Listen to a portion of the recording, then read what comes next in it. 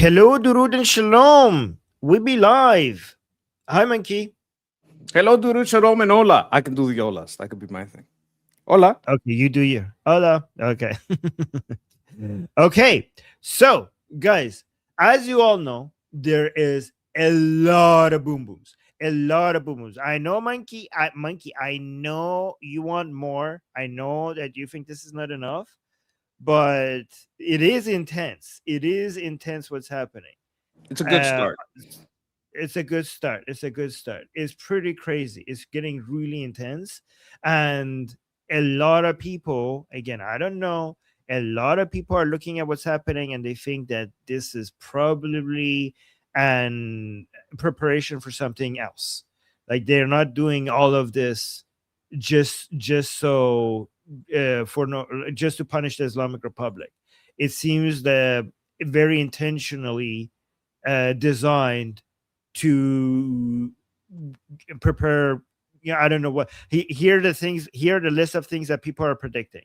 They're predicting either taking over Kharg Island or another something in southern Iran. They're preparing, getting ready to attack the Kuchkolang Mountain, Pickaxe Mountain, or they're getting ready to attack some infrastructure. They already attacked some bridges, but they might want to go do more. A lot of infrastructure has already been hit. They also a lot of people are predicting that it seems like Israel might be getting involved soon because of a lot of fuel tankers that is moving in Israel.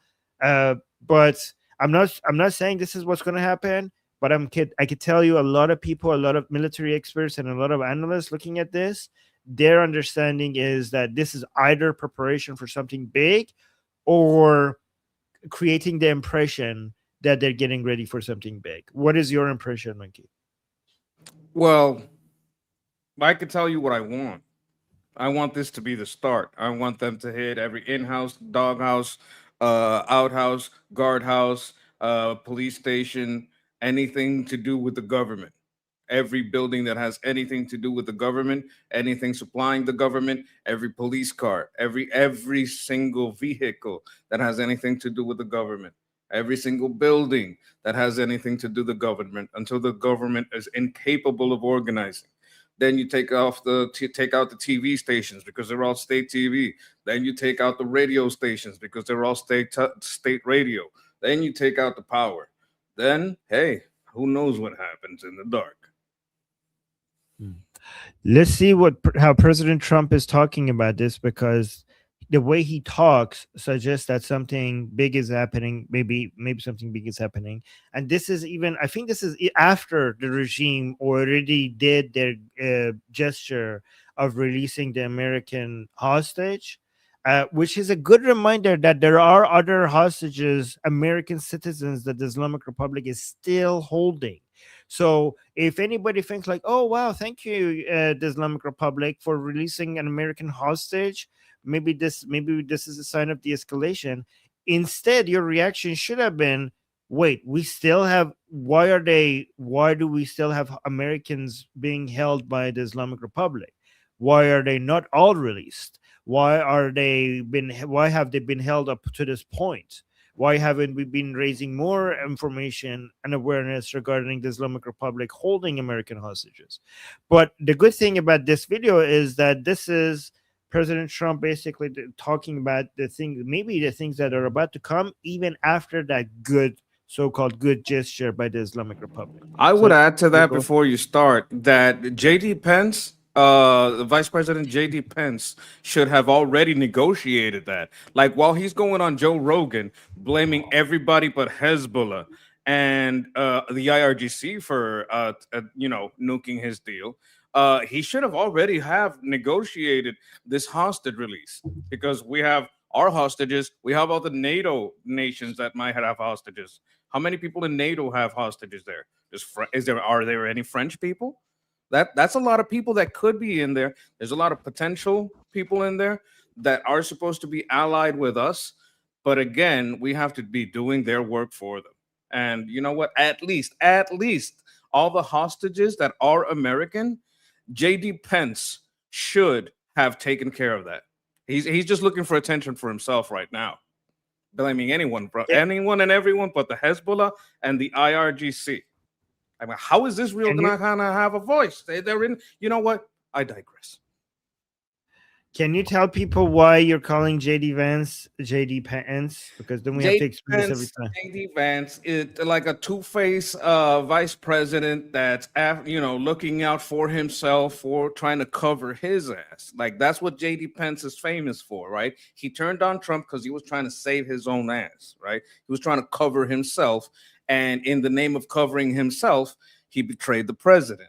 Now JD Vance is out there trying to cover his own ass, trying to say that Time Magazine and Israel ruined his deal, the deal that he couldn't make with Hezbollah and the IRGC, when of course Israel is going to have an opinion on a deal that directly involves them, because part of the deal is Israel not being able to retaliate to attacks on it.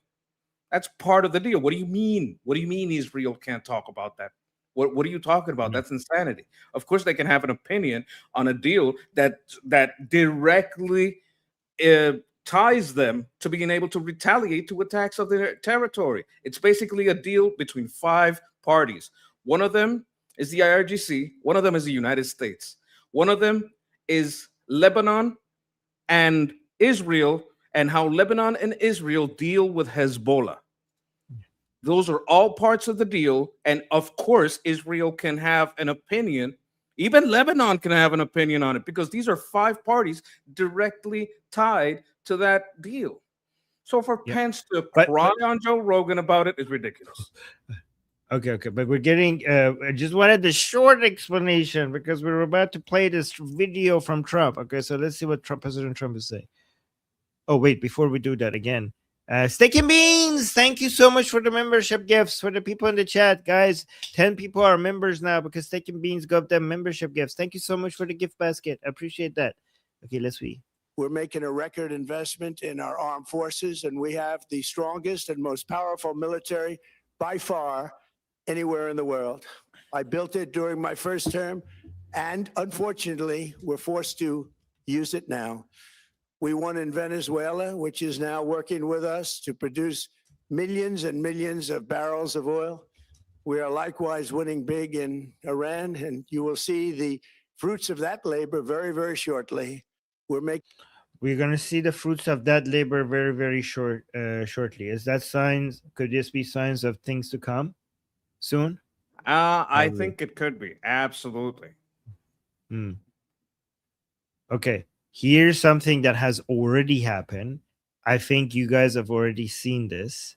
These absolutely this specific picture. I'll show you the rest of them as well. But this picture is going viral. And you know who's loving this picture? This, by the way, guys, these are U.S. Marines on an Islamic Republic tanker taking it over because it was trying to go through the newly reimposed blockade. So President Trump put back the blockade on the Iranian ports, meaning that the Islamic Republic cannot sell any more oil through the Persian Gulf. And this ship tried to go through it anyways. And the Marines basically took it over. And this picture was taken. And guys, you know who is loving this picture? Iranians. Iranians is going viral. This picture of this badass U.S. Marine taking over an Islamic Republic tanker with the picture of the flag of the Islamic Republic in the background. And this guy just basically being one of the people who's taking it. This picture is making America look so powerful. And Iranians are sharing it all over social media. So it's so badass. Let me show you the rest of the pictures that they took. So this is one of them. So this is the tanker. This is how the Americans landed under and took it over. Oh, look at that. Look at that. That's nice. That's nice. That's beautiful. What were they? That is beautiful. What were they even thinking trying to go through the blockade?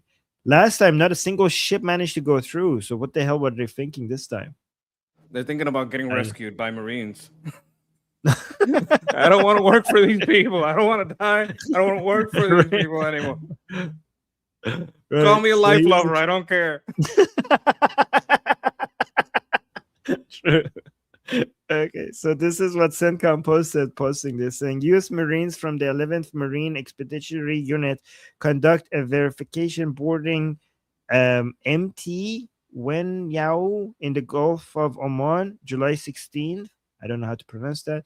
As of today, American forces have redirected 3 commercial vessels trying to run the blockade, disabled one that didn't comply, and boarded one to ensure full compliance with the ongoing U.S. naval blockade against Iran, against the Islamic Republic.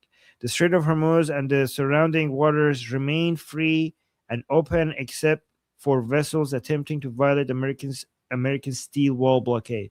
So, guys, that means that any ship leaving the ports of Iran is not allowed to go through the blockade. Not a single one. Any ship leaving any other port of any other country from around the Persian Gulf and the Gulf of Oman, they're allowed to go through the blockade. That's how it works. Well, we don't want to inconvenience our Persian Gulf allies. What we want to do is ensure them about the safety and security that we can provide. Also, ensure them that this is in their best interest. Because, like the president says, Venezuela is ramping up, and Venezuela used to be like a top 10 economy. So, like, what you don't want is for oil to be so abundant and ramping up in production in other places that you being locked in there or not does not affect the price of oil. And when you open up, the oil goes so low that it is not even worth to pull out of a desert. You don't want it to get that low, because then those people are screwed. So that's why I think that's another reason they started like joining in on the operations. Yeah, exactly. Oh, here's a good update on everything. Hold on. For people who want to catch up. Oh, before we do that, we got a super chat. Steak and Beans saying JD Vance or JD Rance. Go cry to be to the big mofo Rogan. I don't know. What do you think about this super chat? JD Rance could be JD Pants. Pants on fire. Pants. He's lying. He's a liar with pants that are on fire. Yes. Is Joe Rogan a big mofo? I don't know. I don't have much of an opinion on him. Well, I'll put it to you this way. He's a guy you wouldn't want to fight. He's not extremely tall. Like, he's not a very tall person, but he's like a pit bull. A pit bull is not the biggest dog you're gonna find, but you don't want it like locking on you.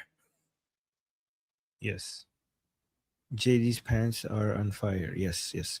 All right, guys, watch this update. This is a really good update. I like this guy. This guy he's very sassy. He's spicy. I like it. Yeah. Yes. Yeah, let's see what he has for us. Fox News alert, it's infrastructure week in Iran. Their coastline's getting hammered. We're cutting off power and took out some major bridges, snapping their supply lines in half. Iranian state media is reporting their key railway station's a fireball. That station handles over 100 million tons of cargo a year from the Strait. It also sends oil to China. Now, that's not all. Last night, we took out command centers, air defenses, missile and drone sites, and coastal surveillance facilities all up and down the enemy coastline, and even hit targets deep inside near their capital. The blockade's holding strong. Today, Marines boarded a vessel, MT Wen Yao, in the Gulf of Oman to ensure compliance. Since the wall went back up, one blockade runner was disabled with a Hellfire missile. 3 turned around.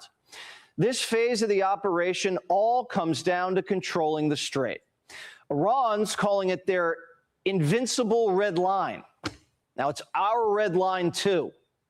We're hitting them very, very hard. We're hitting every single thing that they have along the shore, along the waterfront. You know, if you look at the Strait of Hormuz, it's now, we're finding it hard to find where they have anything. We have to stop it. We have to keep it open. Heavy airstrikes are pushing the enemy back so they can't send drones into the Gulf. But this may require a ground assault to secure strategic islands. Axios reporting that the president was briefed again on options for Karg Island. It's like sometimes you need a ground campaign, but we have other people that will do the ground campaign for us. But we already hit Karg Island, as you know, twice.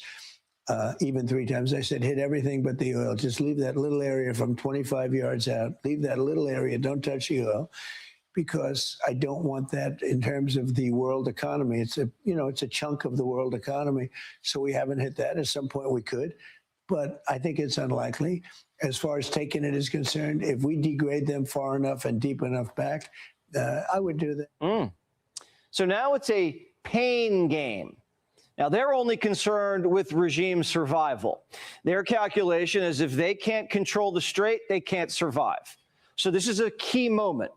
Now, the more Trump escalates, Iran's going to unleash whatever they have left at the Gulf states' oil infrastructure, maybe get the Houthis involved, put the Red Sea in play, and make economic pain sting. But the commander-in-chief knows he has to finish the job. That could mean knocking the whole country's lights out, or another round of decapitation strikes. Iran's already failed the test. We gave peace a chance. The president now seems very determined to expand the war and end it on his terms. So there are two issues with getting the Houthis involved. I'm not saying it's not going to happen, but the Islamic Republic faces two problems. If they can get the Houthis involved to close the bubble mandab, that is a huge leverage that they have. That would it might have a huge effect. I mean, we thought that about the Strait of Hormuz, and it didn't. So we'll see. But right now, as of right now, many economists and other analysts, their understanding is that if the Islamic Republic closes the Strait of Hormuz, it would be devastating, right? But here are the limitations of the Islamic Republic in being able to do that. One is Pakistan. Pakistan is one of the only remaining friends of the Islamic Republic right now, and the Islamic Republic needs them somewhat on their side. And Pakistan will be so furious because Pakistan and Saudi Arabia have a defense agreement with each other. And if Saudi Arabia gets into a war, Pakistan has to get involved and defend Saudi Arabia. And Pakistan does not want to do that. So Pakistan is putting so much pressure on the Islamic Republic not to do such a thing with the Houthis. One. Two, there's a difference between the Houthis and other proxies of the Islamic Republic. They are technically a government, right? Hezbollah is not technically a government. They are in the government, but they're not technically the government. The Hashd al-Shabi, and there are Iraqi politicians loyal to the Islamic Republic, but they're not the entirety of the government of Iraq.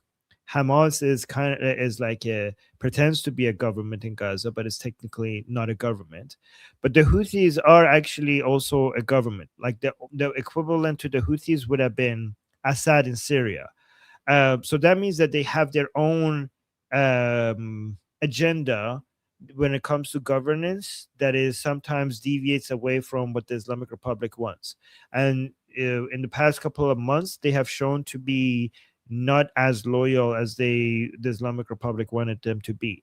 So the Islamic Republic needs to give them a lot of incentives to convince them to close the bubble mandab, knowing that Houthis knowing that the consequences of them doing so will probably be American and or Israeli hellfire being rained upon them. So they need to be able to get something really big from the Islamic Republic in return for them to basically invite all of that.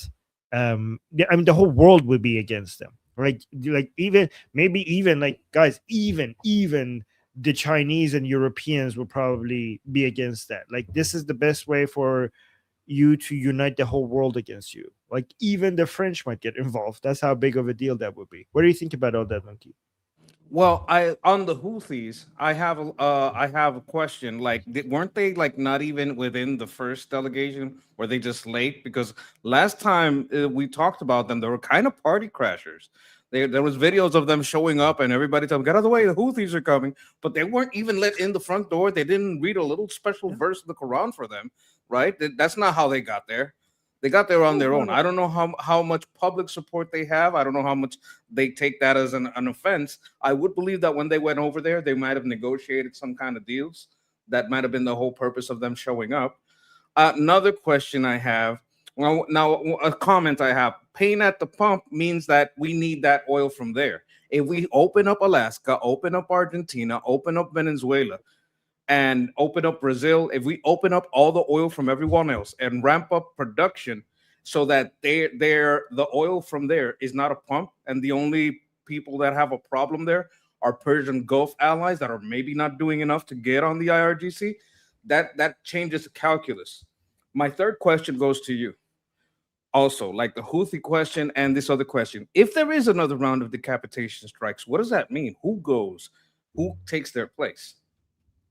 Because if they keep talking about this other round of decapitation, that's like kind of your area of expertise. No one knows that bingo board more than you, as far as I know. Okay. So I'll do the last one first. I think the main people that need to be taken out, like the main people the Americans would be interested in taking out, would be the IRGC, important people within the IRGC.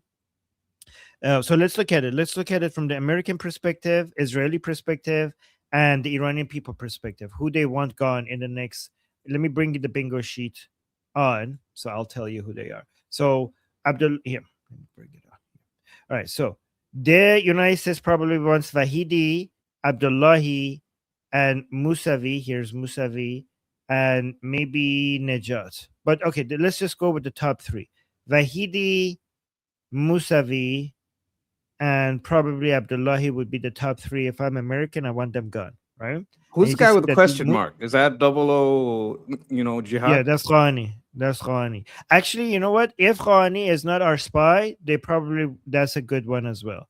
But the number one person as an American I want gone is Musavi as the head of aerospace, because he's in charge of the missiles, basically. There's also another person within the IRGC that is directly head of the missiles, but they never give up his identity, so nobody knows who he is. I'm pretty sure the Americans and Israelis know who he is, but the rest of us don't. So he's also on their list.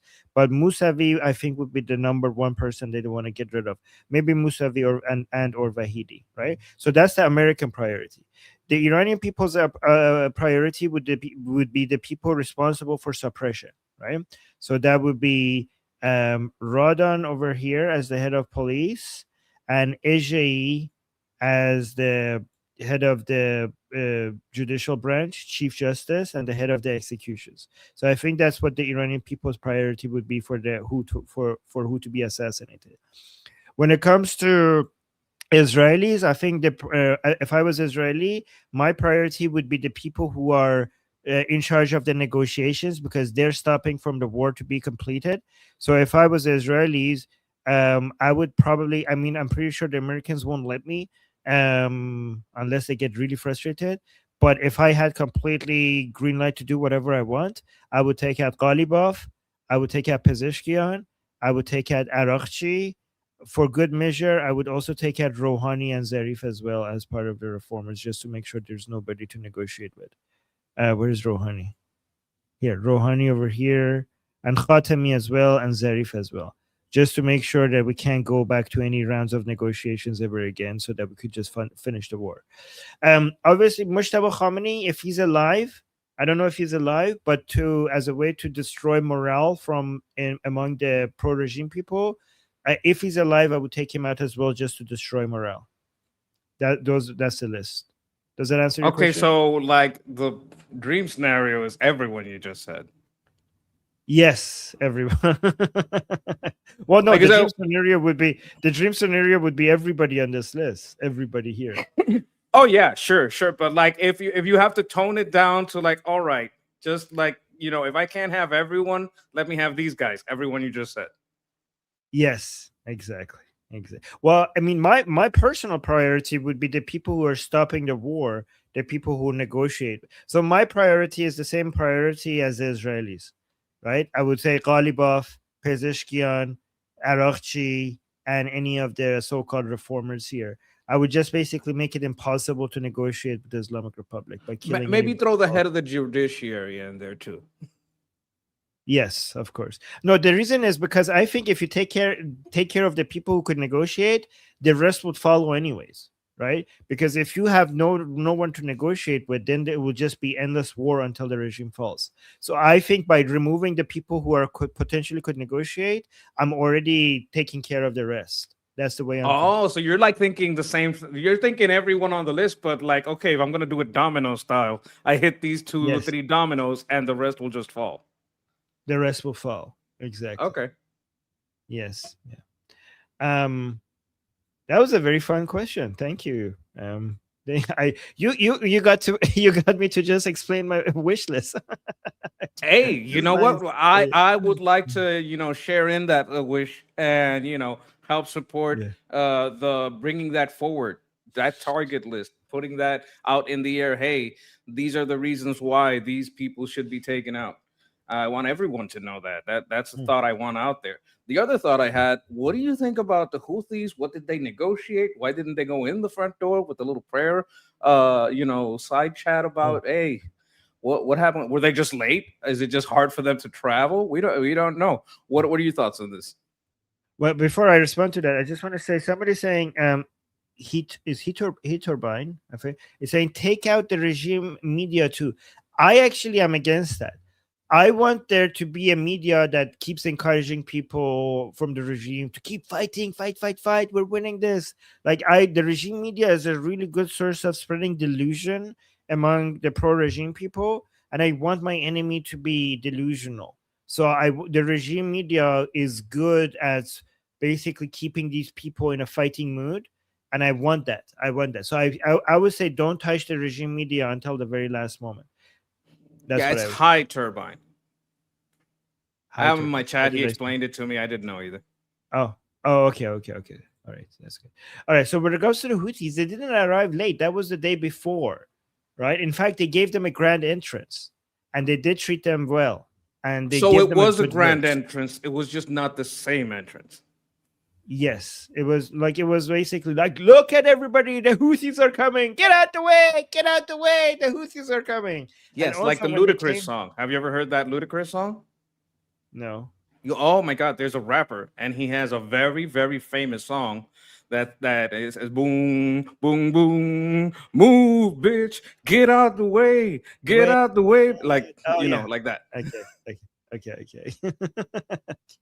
Oh wait, we got a super chat. Let me read that. I'm your How do you say that? Sensei? Sensei? I'm your Sensei. sensei. Sensei is like master in Sensei. Japanese. Yes. Yeah, I'm You've your been over sensei. there. I'm still a little jealous about that.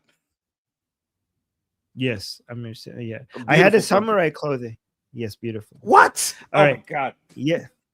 There's a castle that you go into, and they give you a samurai cloth to wear with the sword and everything Did you inside the take a mansions. picture? I want to see that one day. I know Yeah. we'd like to talk about business, but I mean, share the pleasure Yeah, too. yeah. I took a picture. I took a picture. It's on my Facebook.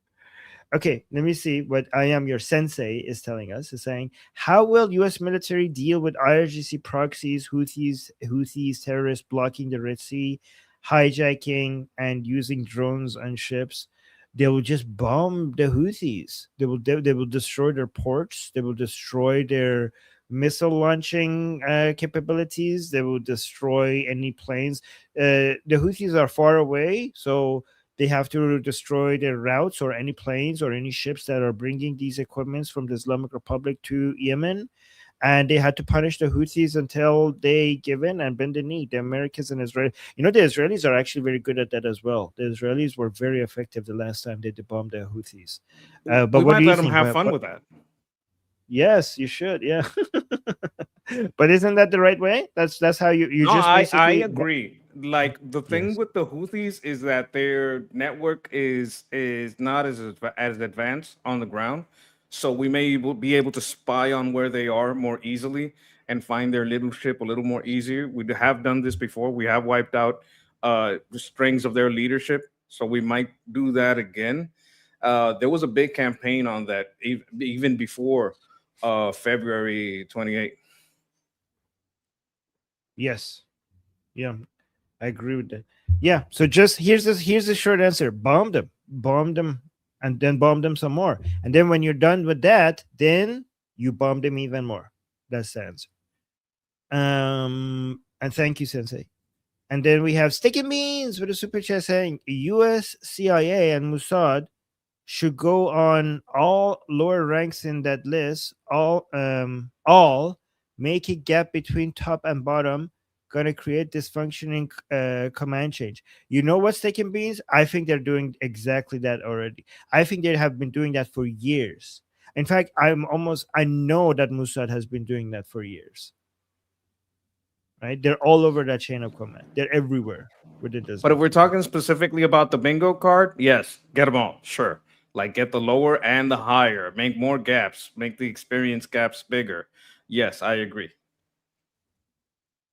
Yes. Oh, okay. I thought you mean just be there and observe and collect information and just be the chain. You know what? Mossad doesn't just take out the chain. Mossad is the chain. Okay, like a lot within the command structure of the Islamic Republic, there's so many different people within there that is just Mossad. There are many people within the Islamic Republic who are Mossad who accuse other people of being Mossad and they get them executed. That's how Didn't they have their? Weren't they talking to what was his name, Mujahideenijad or whatever his name was, the old president? There was an article about that, like the Mossad. Ahmadinejad. Oh, Ahmadinejad. Yes. Ahmadinejad. Okay. I'm sorry. Yes.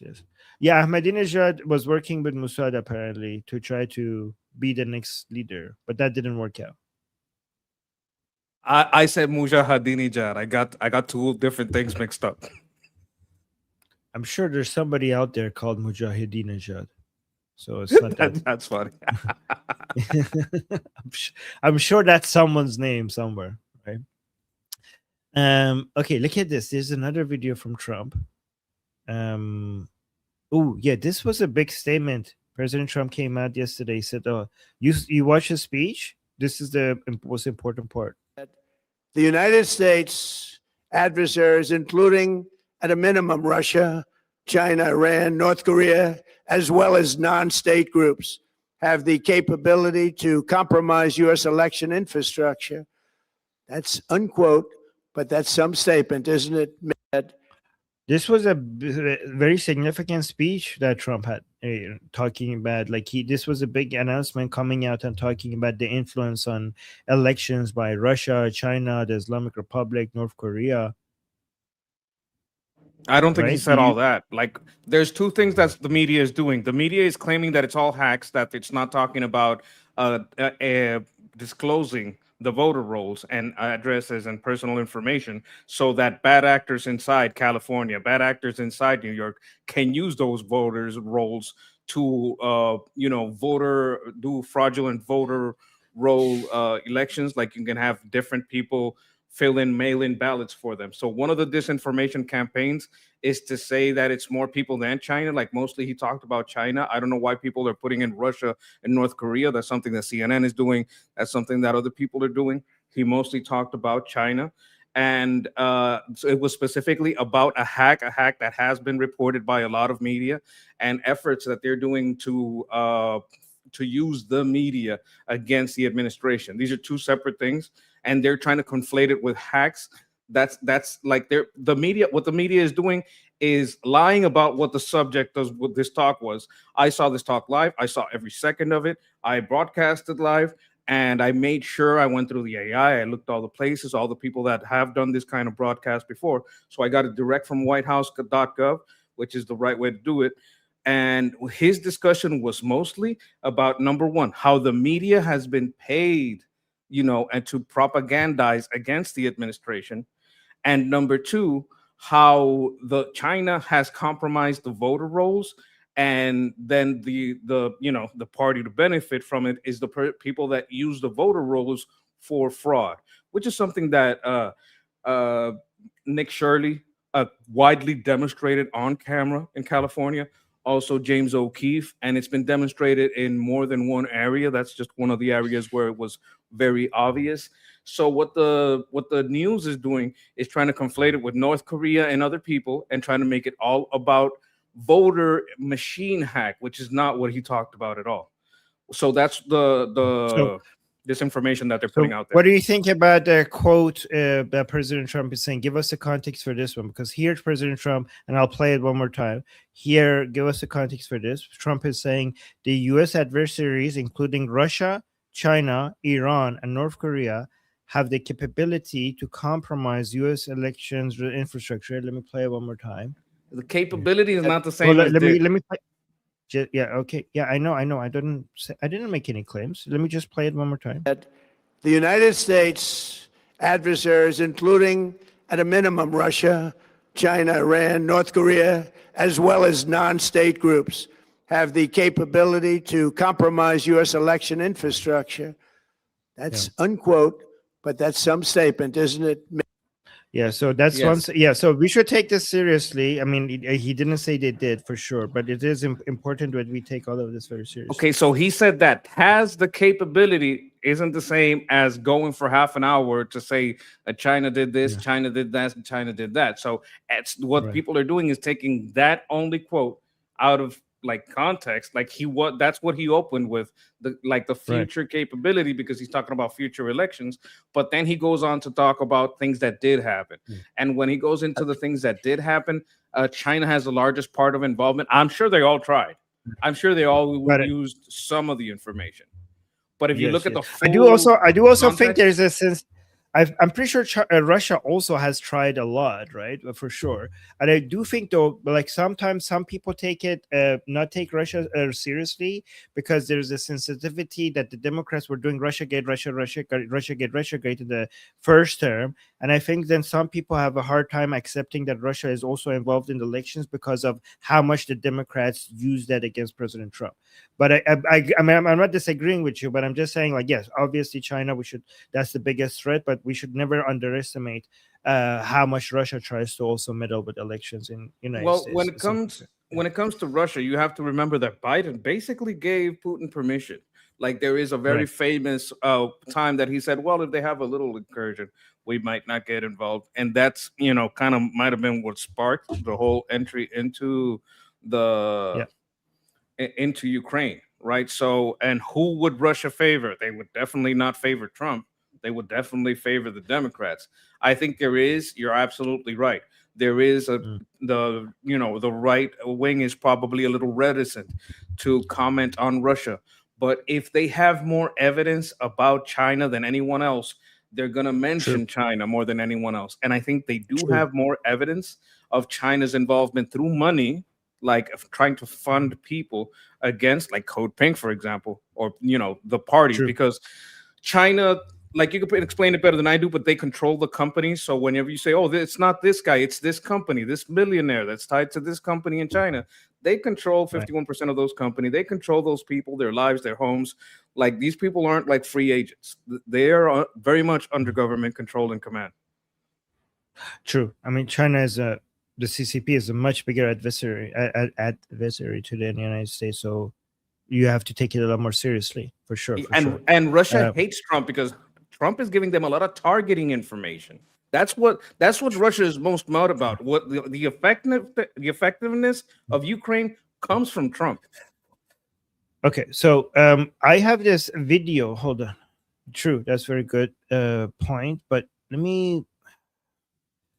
there's so much reactions to what JD Vance has done. I'm going to get into it, but let me just read the super chat. Nima, with a super chat, Musadinejad. Yes, that's a good one. Musadinejad. Nejad means like ethnicity, right? So Ahmadinejad, for example, is somebody who is comes from Ahmadi. So Musadinejad is somebody who comes like as a children born, like if somebody's ancestry has been in Mossad, so Musadinejad would be somebody associated with somebody who has a lot of family in the Mossad. So that's a beautiful name. You know what? Now I want that name, Nima. Thank you so much for the super chat. I'm changing my last name. I'm no longer Armin Navabi. I'm from now on Armin Musadinejad. Fantastic. Beautiful name. You start this comment? You wanted to... Yeah, so Armin and Monkey, no American who watches mainstream media saw Trump's address last night. They refused to air it. Kind of tells you a lot, huh? Well, Todd Webb, you are absolutely right about that. They cut the feed after like 5 minutes or less. So no one got the full context. Everyone cut it off. To see it live, you had to go to like Liberty, to Politics, Motorpool, Grease Monkey, or some other streamers. It was mostly showed in its full context by streamers and that use the White House. I'm absolutely sure. I'm absolutely NBC, CBS cut it off. That's not my question. I said, did you show it on your channel, on your segment, or are you going to show it? Is that your plan? I already showed it. I showed it live. Like, I Okay. went live and showed it live. It Good. came out live. I wanted everybody to see it just as it happened. I have seen this kind of Nice. streams before with other people doing it, but I wanted to make sure that I used the safe link. I went into the AI, found out about it, found out how other people do it, and that's Wow. what we did last night. All right, guys, this is why you should go subscribe to Grease Monkey's YouTube channel. I'm gonna put it in the chat in the not the chat in the link in the chat. Okay, the link in the chat. If you guys want to get the everything with the context and the explanation on American politics, the Monkey's YouTube channel is the best place to do so. So make sure you go and subscribe. Okay. All right. So there's this video from Emily about JD Vance. But before I play it, because Emily, she has some really good takes, and I love her. Even if I disagree with her, I love her. She has been so supportive of the Iranian people, and her takes are usually takes that most Iranians agree with. But before I play her video, let me actually go back to JD Vance, so you guys have some context, and then we see if we agree with Emily Schrader's response to JD Vance. So let me just play this, and I'll be right back into the situation while I play this. I definitely think you have seen this very discreet, extremely well-funded campaign to try to derail the negotiation and try to derail the deal. And, there's this Time article that came out yesterday. A friend sent it to me. It's like worth reading because it lists a bunch of people who have quite literally been paid by a former Trump campaign person who was himself paid by certain elements within the Israeli government. And those people are attacking me viciously for quite literally trying to accomplish the negotiation objective that the president set for the country. So what is their position? Like, are they attacking you? How? Oh, it's social media posts. It's, they're leaking to reporters. They're attacking me obsessively, saying that we should not be negotiating with Iran. We should just keep the military campaign going indefinitely. And that is their explicit position. And coming after me saying that, people have come after me and say that I'm influenced by Qatar, that I'm influenced by foreign governments, that, I take my marching orders from Tucker Carlson. And there's just so much bullshit out there when what I'm actually trying to do is accomplish what the president of the United States told me to accomplish, which is a settlement of this that accomplishes our objectives. Iran doesn't have a nuclear weapon. We have the free flow of oil and gas. And like, I should be clear, I don't actually mind. I don't mind that let's say certain elements of the Israeli government want to criticize the deal or have disagreements about the deal. I don't even mind an effort to try to influence, foreign governments try to influence the United States all the time. Israel does it, other countries do it. It's just sort of the nature of the beast. What bothers me is actually when Americans meaning American leadership allows that influence to affect their judgment and to affect what they are advocating for. That's what really bothers me. People are always going to try to influence the United States of America, whether they're allies of ours or whether they're enemies of ours. But again, when I open up the pages of Time magazine and I see that there's a literal foreign influence campaign being funded to tank the very deal that I was pursuing, and oh, by the way, many of the people who were receiving that money were actually attacking me in completely dishonest ways, my response to that is, well, go to hell. I'm going to do what I have to do for the American people. I represent Americans first. All right, telling the Israelis to go to hell. Just one more minute. This is another video I just want to play, but didn't play this last time. You've done exactly the same thing. Oh my God. But let's go back. If it was your call, would you have done exactly the same thing? Well, what did the president said publicly that JD was less enthusiastic about it, I think was the exact phrase that he used. I mean, my attitude towards this, man, as you know, is the vice president. I'm not a public commentator. Like, my job is to give the best advice I can to the president of the United States. I think he's said a little bit about what that advice was. But once the president makes a decision, so long as I think that it's, you know, legal and ethical and all that stuff. And I certainly think whether you agree or disagree with it, what we've done has been legal. My attitude towards it is I try to make it as successful as possible. And I've got friends, of course, I think, you know, you've expressed some skepticism of this. I've got a lot of friends, both in private and public, who've expressed skepticism of this, who say, well, this is terrible. We disagree with the decision, et cetera, et cetera. I'm not a public commentator. My approach to this is not to Monday morning quarterback a decision that was made 3 months ago. My approach to it is to try to make it as successful as possible, which is why I've poured my heart and soul into these negotiations, which is why I've tried to make that goal, Iran not having a nuclear weapon, something that's not true, both not just now, but is true in the long term. And that's the way that I try to approach it. So what? All right, so now that we watched that, let's see what Emily Schrader has to say about Come this, on, you and let's can't like you're edging me. Let me go against that motherfucker and last a little while. You're gonna let him away. Godot was saying all that shit. I gotta say something. I'm gonna explode. I'm gonna literally explode. My tail is gonna fall off. It's already vibrating. Like I don't want to say what things vibrate like that do, but you gotta let me at this motherfucker.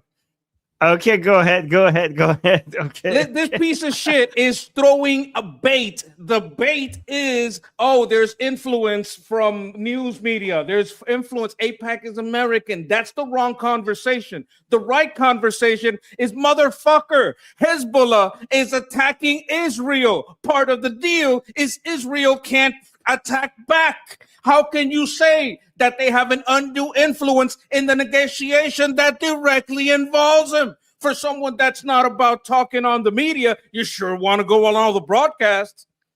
This J.D. Pence motherfucker wants to be president. He's campaigning, and part of his campaign is I am better than Trump, which is why he's saying, hey, this was the mission I was given, but I couldn't fulfill it because, you know, the Time magazine, because Israel, not blaming the correct people. The correct people to blame for the deal not being able to be achieved is IRGC and Hezbollah, because IRGC says you can't attack Hezbollah, but Hezbollah won't stop attacking Israel. How the fuck are you going to tell me that Israel can't be involved when part of the deal is that Israel can't fire back when being bombed?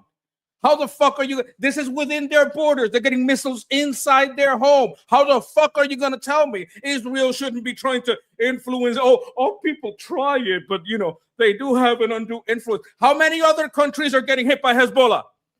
How many other countries have Hezbollah as part of a negotiation into things that are happening in their country? How many other countries are doing that? Name them. Let me get this list of people that have an influence into the decision making and also have rockets coming into their borders from Hezbollah. Because part of the deal, and everybody fucking knows it, and everybody knows it's retarded, is part of the deal was Israel can't attack Hezbollah. Meanwhile, Hezbollah did not stop attacking. So how are they supposed to just shut the fuck up while they get bombed so you can have your little victory dance with the IRGC? Fuck you. That's what I'm saying. Go to hell. Well, fuck you, you lying sack of shit. Because to me, this isn't about Israel. This is about you lying to the American public about the conditions of the deal that you were supposed to make. You knew goddamn fucking well that part of the deal was Israel's response to Hezbollah, but you're not talking about that, cabrón. That's not what you're talking about, is it, you piece of shit? J.D. Pence. J.D. Pence is out here for himself. J.D. Pence is out here to betray Trump. J.D. Pence is out here to make a name for himself so he can blame Trump and put him as a mistake of the past when he makes his run. That's what he's after. That's why he's on all these podcasts. Wow. Okay. I feel better now. I was holding that in. It's like a fart, you know, you don't want to hold it in. Got to let it out. It's like being constipated. Then it's, you know, a lot harder. Okay. I have to get that shit out, man. Okay. Let's stop talking about poop, though. I mean, Wait, poop is talking right now. Did you see all the poop that guy talked? Yes. Regular, you got a super chat. Roman Cabbage saying, free the monkey. Hashtag free the monkey. And also, fuck Vance and his ilk. Yes, that was good. That was pretty good. Look, monkey, people are happy. See, monkey is smiling again. Monkey Firepower over 9,000. There was another one. Monkey tells us how he really feels. That's pretty good. Let it go, bro. Hey, say it. Thank you so much for the super chat. Saying great job, Grease I Monkey. Love appreciate the you rant. guys. I appreciate you Yes. guys. I feel Thank so you. much Oh my better God. now. Let him chimp. Yeah, people are saying let him chimp. Yes, we have to let him chimp. All right.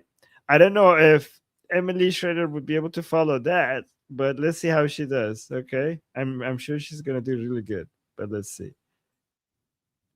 And now I have a few comments for the vice president himself. Mr. Vice President, you spent the better part of your interview whining about people criticizing you online and inventing conspiracies about U.S. allies like Israel, instead of actually being a man and taking responsibility for your own failures. It couldn't possibly be that Americans, Israelis, Iranians, Gulf Arabs, national security experts, or even many of your own supporters genuinely oppose your policies. No, it had to be some well-funded campaign directed by the Israeli government, an extraordinary accusation to make without the receipts to back it up, and one that conflates legal and transparent advocacy with a sinister foreign plot. Reality is much simpler. People aren't criticizing you because they were told to. They're criticizing you because your approach to the Islamic Republic has been a catastrophic failure, because you are a catastrophic failure. After all, it's you who seriously tried to claim that the regime's leaders had realized that the way they've been doing business isn't good for them. Really? This is a regime that has spent 47 years chanting death to America, murdering Americans, plotting to assassinate President Trump, taking American hostages, and exporting terrorism. They slaughtered 40,000 Iranian citizens just for protesting in January. Yet you think they're motivated by what's good for their country? They didn't have a change of heart. They played you for time, ran circles around you, and turned your naivete into their greatest strategic asset. But that wasn't enough, because you also accused Israelis of wanting indefinite war with Iran. No, JD, we don't want an indefinite war. That's precisely why we don't want to hand billions of dollars and a lifeline to the regime that spent decades launching wars. You know, the same regime that tried to assassinate the president that you serve. But what's truly remarkable is what you chose to ignore. You invent conspiracies about Israel while saying nothing about the multi-billion-dollar Qatari influence operation that has poured money into American universities, think tanks, lobbying efforts, media, and political networks. That is a proven foreign influence campaign. But apparently that isn't relevant, because you can't scapegoat Qatar for your own failures. If that wasn't enough, your comments also smeared all Iranians as terrorists. How is it in the United States' interest to have 94 million desperate people flooding into Europe, flooding into the United States, to have, sort of the terrorist infrastructure that can get established when you fan terrorists all over the world? We've run this experiment before. The Iranian people have stood shoulder to shoulder with Israel and the United States. Millions of them have risked imprisonment, torture, and execution to demand the fall of the regime and to stand with the United States even in wartime. They were told help is on the way by your administration, and now you label them terrorists? How dare you speak this way? A real leader takes responsibility when he gets things wrong. He doesn't blame his failures on allies or invent conspiracies to explain why people disagree with him.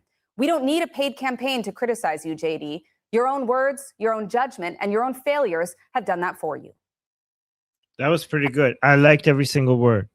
What do you think? That was perfect. I like something she's touched on. I think she, as an Israeli, she should know they were included in the negotiations and should have a say on it, because part of the negotiations how you deal with Hezbollah when Hezbollah attacks Israel. Okay, so I guess Hezbollah and Israel and Lebanon are in these negotiations. That's something that's not being mentioned enough. I think it should be mentioned more. I could back up what she's saying, because I have this graph right here that shows the influence operations that she's talking about. Now, let's look at where is AIPAC. AIPAC is mostly American. Okay, so AIPAC, that's right here. This is Americans. These right here, these are Americans. Now, this is Farah lobby. This is what comes directly from Israel. 0.7, 700K. That's how much they're spending. That's how much Israel spends. Like when that accusation was said, this is what he's talking about. He's talking about this 0.7, which is bullshit. That's not where the influence is. AIPAC is American people. That's 97 million. Okay, so where is United Arab Emirates in the Farah lobby? Okay, so this is direct lobby. This is the Farah lobby. This is lobbying. If we're talking about lobbying, let's see where United Arab Emirates is. $242 million without counting the university money, which kicks it all up to influence spending in around $2 billion. So why aren't we talking about that? You want to talk about influence? The biggest lie that there is the great influence of Israel. You know why you have all these skittle-haired freaks out in the streets in your university? You know why your sons and daughters are getting indoctrinated into being furry shooters? Here you go right here. This is it right here. Saudi Arabia, $310 million in the lobby. Mind you, directly in lobbying, Israel has 0.7, and these 95 millions are Americans. The dentist lobby spends more money than all this put together. The dentists, they spend more money in lobbying here. Oh, but you want to cry about Israel. 242 million from UAE in the lobby, 310 million from Saudi Arabia directly to the lobby. Qatar, 256 million directly to the lobby. We're not talking about the universities, think tanks, and all that. So the Qatar is getting all the way into the, let's put it at 6 billion, right? And then we have China, $247 million registered into the lobby. 457 million straight into the lobby. Look at it right there. And you can check these numbers yourself. And how much does Israel have? 0.7? Get the fuck out of here. Look at this. Without counting the Confucius Institute, and this has varied a lot. Like, let's put it halfway there. Let's put it at a total of, I don't know, of 4 billion or 3 billion around there. It's still a lot more money than 0.7 and still a lot more money than 95.7. So these people are full of shit. I'm sick of hearing about that bullshit about, oh, the Israel influence, the Israel. You start talking about this shit, you start talking about this lobby. Lobby, look at what it says there. It says lobby. Somebody math that out. I want to see the videos. I want to see a clip compilation of all the times that it was said on video in the news by the president, by everyone. Hey, part of the MOU is how Israel treats Hezbollah. Part of the MOU is Israel has to stop. I want a compilation of that. And then Van saying, well, I don't know why they're having an opinion. Because he's full of shit. Of course they have an opinion. Part of the deal is how Israel deals with the Hezbollah. They have to be in part of the negotiation. He's full of shit. He's JD Pence. He's out here trying to make a name for himself. And he's doing that by lying to the American public about what's really going on with this deal. And with that, that's all I got to say about that. He's full of shit. Thank you for that. All right. We got a super chat. You want to read this one, Monkey? Sure. One Sherry. second, please. Sherry saying, on October 7, 1985, terrorists hijacked cruise ship Aquile Laro, a Jewish passenger named Leon Klinghoffer, and they killed passenger named Leon Klinghoffer and dumped his body overboard. Notice the date, October 7th. That might have some significance. Yes, they may be. Yeah, they murdered him in 1985 on October 7th. He was a disabled Jewish American passenger. The Palestinian militants took him and basically threw him. Yeah, and basically October 7th. Yes, they're evil. But that was also on October 7th. That's what Sherry is saying. Thank you so much, Sherry, for that reminder for the reminder of how the level of evil that we're dealing with here. This person wrote something that I haven't read, but it got a lot of attention. So let me just read this one. Professor Jeffrey Lax is saying, careful, JD Vance, your anti-Semitism is showing. Now, look, I actually supported the MOU very publicly, in fact, in op-eds on major shows. So you can't call me an operative of the Israeli government. I supported the MOU as war for shot, even though I believed Iran would violate it. You failed, and here we go again. You blame the Jews. You dismiss your ties to Tucker as ludicrous. Huh? His son worked for you. He got you the gig you're in. Be straight with us. Why is it that anything that ever goes wrong is because of the Jews. And why is it that every time you blame the Jews, you call it something that is well funded, in quotations? The Israel lobby is but a pittance. Pittance? How do you pronounce it? Pittance. Pittance? Yes, that means a very, very Pittance. little. Small. A pittance of the lobbyist money that goes to America and the American politicians. It's a pittance even just among lobbies tied to other countries. And why is it that you conceal that this cabal that was against you and the MOU was in truth a huge organic movement by Americans, and who had no idea of this well-funded secret campaign that you're talking about, nor was there even time to be influenced by it? Why are American Jews viewed by you as less American than all other Americans? This requires therapy, but more importantly, for American people, makes you unqualified to be in this job. You and the MOU were taking widespread hits from Americans before the MOU text was even released. So your story doesn't hold water. We all know why you do it. Being anti-Semitic is cool and easier than ever. And you're a master at using that hate to make excuses for your failures and gripes with the world. Islamism and socialism is destroying America as we know it, but you're uncensored about that. Unconcerned. You're unconcerned. Sorry, guys. You're unconcerned about that. Somehow the problem is 0.02% of the world's population, those pesky Jews. I will tell you this. I voted for Trump 3 times, but I will never vote for you. What do you think about that statement, Mickey?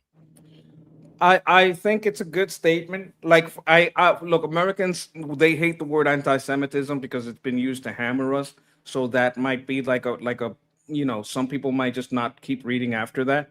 That's I wouldn't put it as a good opener, but I don't disagree. I agree with everything he said. Right, everything he said is true. It's spot on. My opening would be, what do you mean they shouldn't have an opinion? They're literally part of the deal. Part of the deal was how Hezbollah is treated by Israel when Hezbollah bombs Israel. Like that would be my opener, because that destroys his whole argument. But I support that. If you're listening, guy, well, not that guy, not our guy. If that person is listening, I would say, hey, the way to break through to Americans is to help them remember that Israel was part of the MOU the whole time. So why shouldn't they have an opinion? They're tied by it. True. We've been oh wait, we got a super chat by Fleshy Interloper saying just caught the tail end of that chimp out. Okay, fantastic. Appreciate you, homie. Yes, thank you, guys. Look at how much people love you, guys. Monkey is getting monetized pretty soon, so make sure you go support him. If you enjoyed the chimp outs, don't forget to go support his channel. Okay, let me put the link one more time in the chat for people who support you. There we go. Let me see. I think we reached our goal of 675 yesterday, so I don't know. Let's go for 85. 10 more. Can we get 10 more in the stream? I would appreciate that. Nice. And we got another super chat. Wow, guys, we're already at 9. Thank you so much. Agent Anderson saying terrorists, not militants. British soccer hooligans are militant. And Rubio 2028. Yeah, I mean, yes. I don't know a lot about ball foot. I know ball foot is important to a lot of people. I'm trying to get better at watching ball foot. I know it's important to you guys, but monkeys, we kind of have 4 hands. So, it's not our ballpark. Okay. But yeah, I understand what you're saying, Agent Anderson. But sometimes I hope you don't get upset. Sometimes I call these people militants as well. If I say militants, it doesn't mean that they're not terrorists, because terrorists are militants. Terrorist is a subcategory of militants. But you're right. I should be also more careful with calling them terrorists, because we need to call them exactly what they are. So thank you for that reminder. Thank you, Agent Anderson. And then we reached our goal. Oh, confetti. Thank you so much. We got 10 out of 10. Thank you, Sayed, for getting us there, and everyone else who helped. Appreciate you Thank guys. you, guys. Appreciate you guys. Thank you guys. All right. So we got, Mikey, it's exhausting to just listen to people like Vance, right? We do appreciate the chimp out, but we also need to get inspired and listen to some stuff that we like and enjoy. It's not good to just be, hating on people. We should also give ourselves a break here and there and I listen agree to with her on something. that too. Yeah. So Emily Schrader tweeted this Iranian. This is an Iranian account saying this man should be president. So let's see what he posted. Actually, let me read the caption before I play the video. This guy is saying, this Iranian account is saying, right after J.D. Vance's disastrous interview, Secretary Rubio stepped up and delivered an absolute masterclass. He didn't just criticize radical leftism and terrorism, he psychologically dissected them. He stripped away the lies and exposed their core. And he's quoting the Rubio, which I'm not going to read because I want to hear it from Rubio himself, and saying their idealism is nothing but a poisonous resentment cloaked in the language of justice. They don't want a better world. They want a gray, flat, godless world devoid of heroes, courage, and greatness. Stop romanticizing them.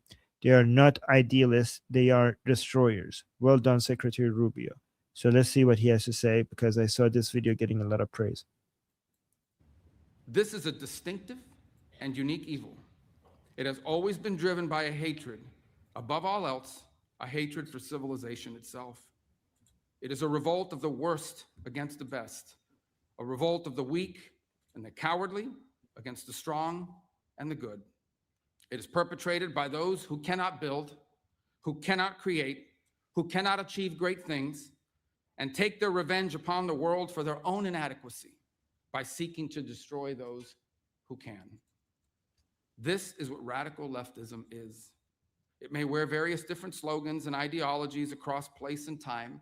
They can call themselves anti-capitalist or anti-imperialist or communist or anarchist or Marxist, but the fundamental character is always the same. It's always the same. It is a poisonous resentment cloaked in the language of equality and justice, liberation, an overwhelming need to tear down what greater men have built, to wreck what is beautiful and what is right on behalf of people who are only filled with ugliness and have nothing else to offer the world. Wow. Through violence and through terror, they once again seek to impose their ugliness on all of us. The old dogma was wrong. The old dogma was wrong. None of this is driven by idealism. It is not utopian. In fact, it is the opposite. One of the criticisms you sometimes hear of communism, for example, is that it sounds good in theory, but it never works in practice. That's actually not true. Communism does not sound good in theory. The world it envisions for all of us is small, flat, gray, leveled of all exception, drained of all that is good and noble in the human soul. The world it envisions is a world without courage, a world without creativity or ambition, a world without heroes or glory or great causes to strive towards, without a world without miracles, without myths, without men who rise above the rest to do incredible and extraordinary things. And the world communism envisions is a world without God. For these architects of revolutionary violence, the towering achievement of our civilization, for them, it's an unbearable humiliation, a reminder of what they cannot do, and a reminder of what they cannot be. So they choose instead to destroy. They attack pipelines, they attack railroads, they attack power grids and laboratories, the physical embodied symbols of power and invention and achievement. This is the nature of the terrorism we face today. They despise the West because the West is great. Wow. They despise the West because the West is great. That was powerful. That was a very powerful speech. West Side, I will say that this is part of the big problem with the perception is that the difference between right and left is about traditionalism versus some kind of new thing. The difference between right and left is the right to private property, the right to liberty, the right of the individual. Everything that is leftist goes against the right of the individual. It goes against your individual rights and your individual freedoms, your individual property. That is how I would, going forward, I wish more people would correctly describe the right and the left. Because if you look at what the ISO cucks want, they want the leftism of redistributing Jewish property. Well, you can't be on the right wing and say you want to redistribute Jewish property because of some ancient or perceived injustice, because then you're just being a left winger. The left wingers detect some oppression, and due to that oppression, decide that they have the right to redistribute, making the ISO-cuck free trade people on the right being just leftists disguising themselves. It's a disguise. These people are not on the right because they're not on the individual right. Like, you can't get rid of the Jews and redistribute their property and say you're for free trade, because free trades means they have the right to their property and they have the right to trade with whoever they want, as long as they're not breaking, other laws, right? And most of those laws should be about your right to, individual right to own property, to the right to, I would say, speak and defend yourself and your property. That's a basic form of it. The right to own and defend yourself and your property, including your speech, right? These people are always against it, always. And we have them in Christianity. We have them in Judaism. We have them among white people. We have them among Black people, among Latinos, among every nation, every profession. They're in Hollywood, but there's also people on the right in Hollywood. So you can't blanket blame them. There are woke Jewish people in New York, but there's also based people that are Jewish in New York that are on the right wing. So this dichotomy where you try to blanket blame Judaism, blanket blame Israel, no, they have their left and their right too. So who do you side with? You side with the side that is for your right to own and defend yourself and your property. That includes your speech. That's the side that's right. It's just in the name. It's right. It's a right wing, right? There are elements in the left that disguise traditionalism as the right to redistribute. They disguise traditionalism as the right to control trade. Isolationism is not free trade. Not at all. So you have to understand that difference, and that difference should be brought up more often. Anyone who tries to blanket blame a race is hiding their leftism, their desire for redistribution. You're trying to hide the fact that you hate the Jews, you want to redistribute them, you want to control their trade. That's all leftist tendencies. You hide it in some traditional Christian value that doesn't exist. That's not part of the Bible. That's not like, the Bible's a lot about property.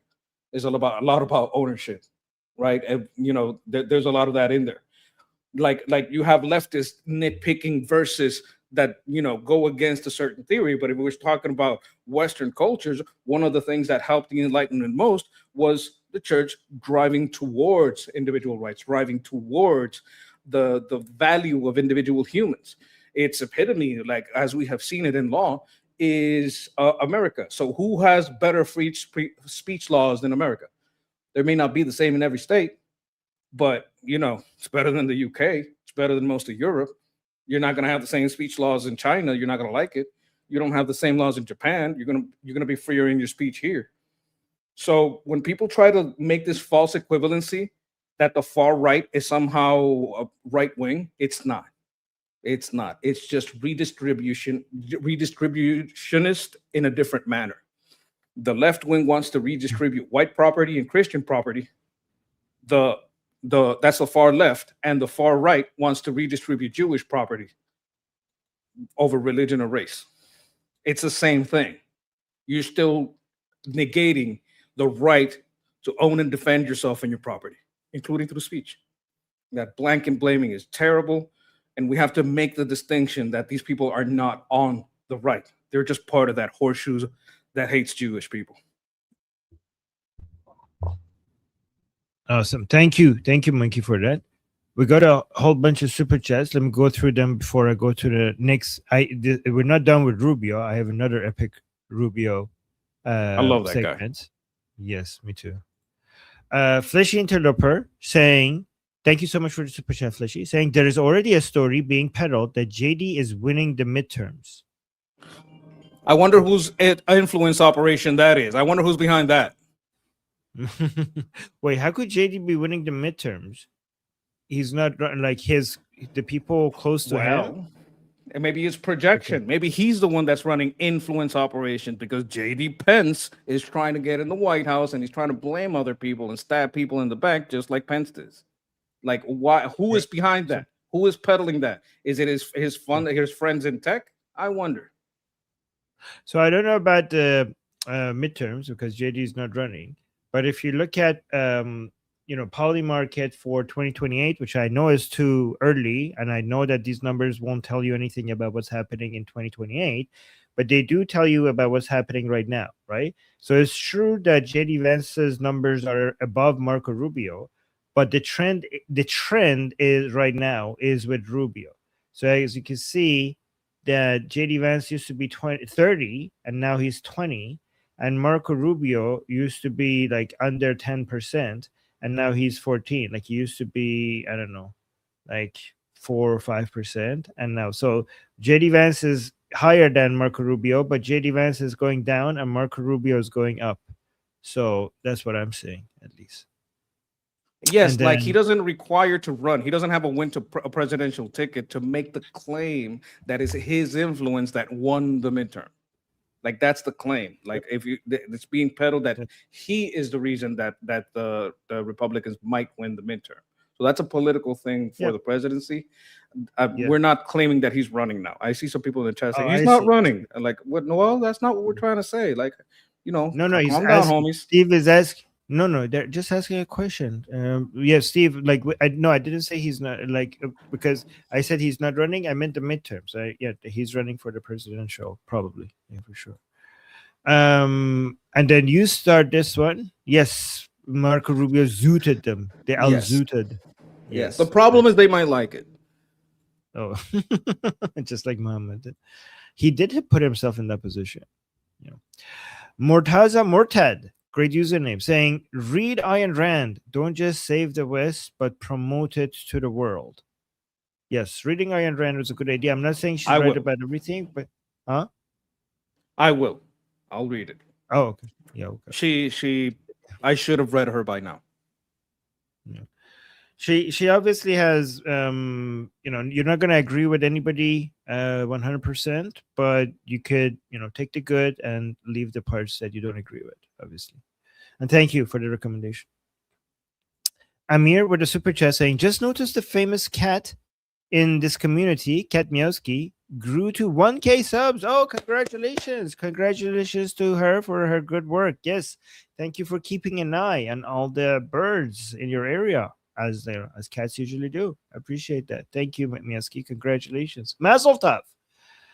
And then we got Bunny with a super chat saying, Elika LeBlanc posted a video yesterday describing the scapegoat theory. Makes perfect sense of this newest anti-Semitic shift. Yes, basically, I mean, this has been the thing. The scapegoat theory is nothing new. This has been going out for more than 2,000 years for the Jews. It's been like JD Vance is just doing what other people have been doing, using Jews as a scapegoat for, 2,000 years. They're the most popular scapegoat. And thank you so much, Bunny, for the super chat. And then Shauna with the super chat saying, I just looked it up. The left hates Vance more in the famously blue Pacific Northwest. Rubio is seen an apolitical adversary, but a normal one. Oh, interesting. Okay, thank you, Shana, seen for that more apolitical because he seems more. See, the left appeals to authority and the image of authority, and Rubio does seem more controlled, more measured. Like he's more of a political animal. Like Trump is like a bull in a china shop. He's definitely necessary, the best president I've ever had. But the measured, toned, and eloquent speaker that Rubio is very different. That's why a lot of people have a preference for him.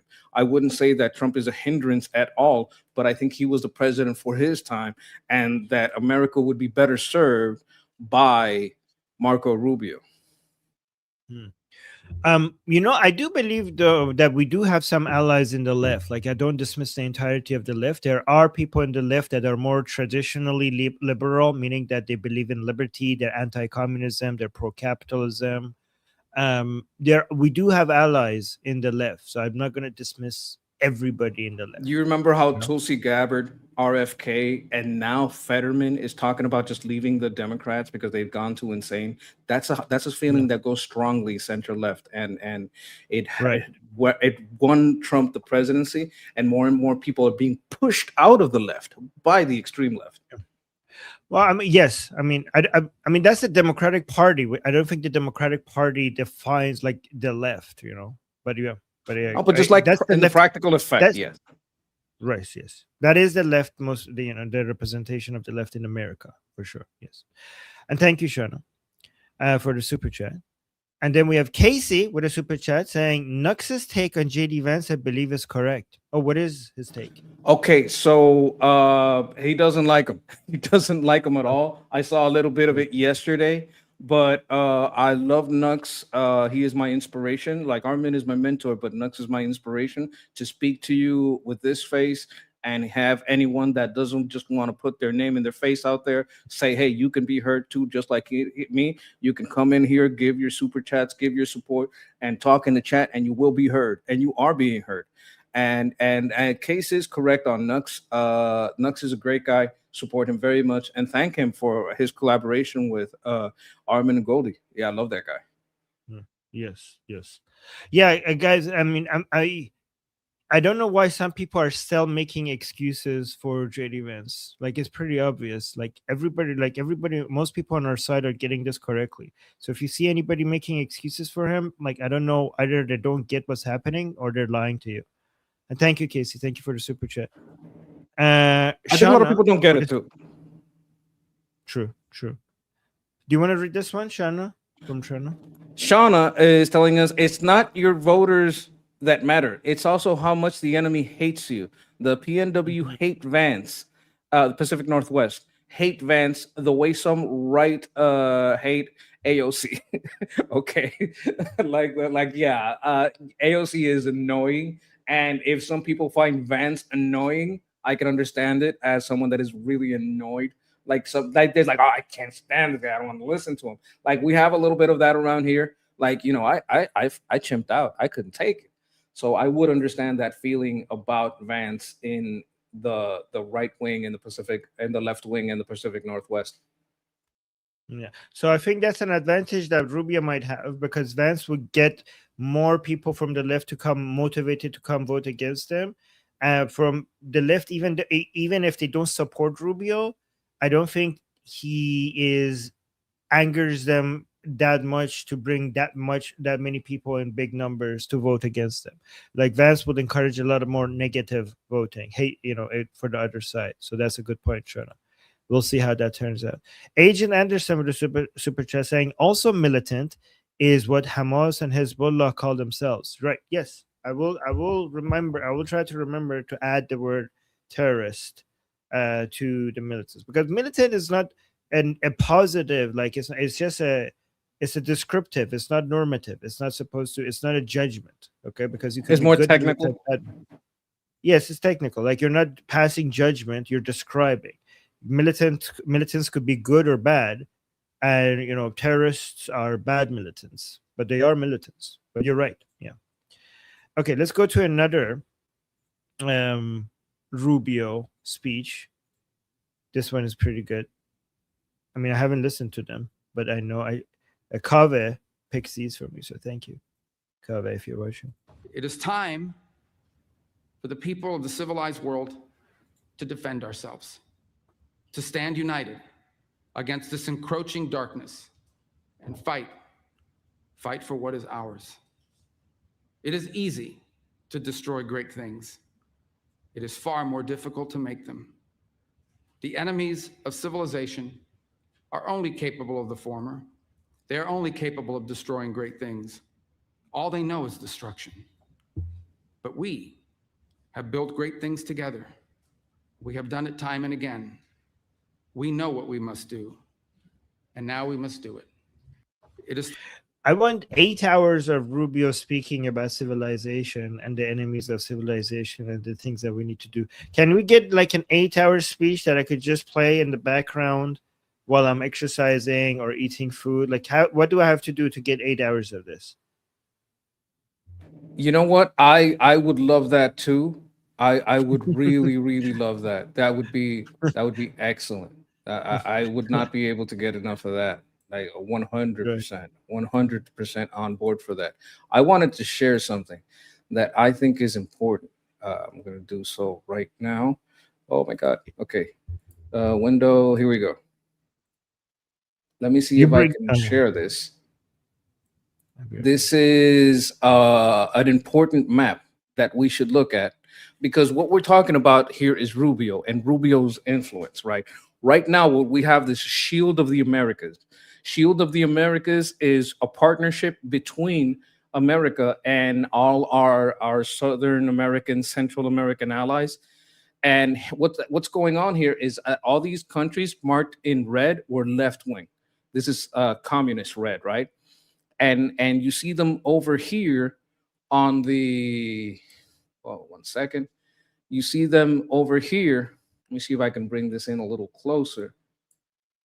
So the way this was going was that all of these countries were red. You see over here on the right where they're turning blue, that means Venezuela, Colombia, Ecuador, Peru, Bolivia, Paraguay, Chile, Argentina are all turning to the right wing, to the right of individual rights, to the right of law and order, to the right of everyone to speak their mind and be correctly represented instead of the redistribution of these people. Like all these people that on the left over here were giving their resources over to China, over to Russia, over to they were being sucked dry under a more conservative government, would receive a more meritorious share, but therefore making them a lot richer.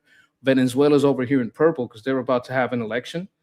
But this is something that's very important when you look at Rubio.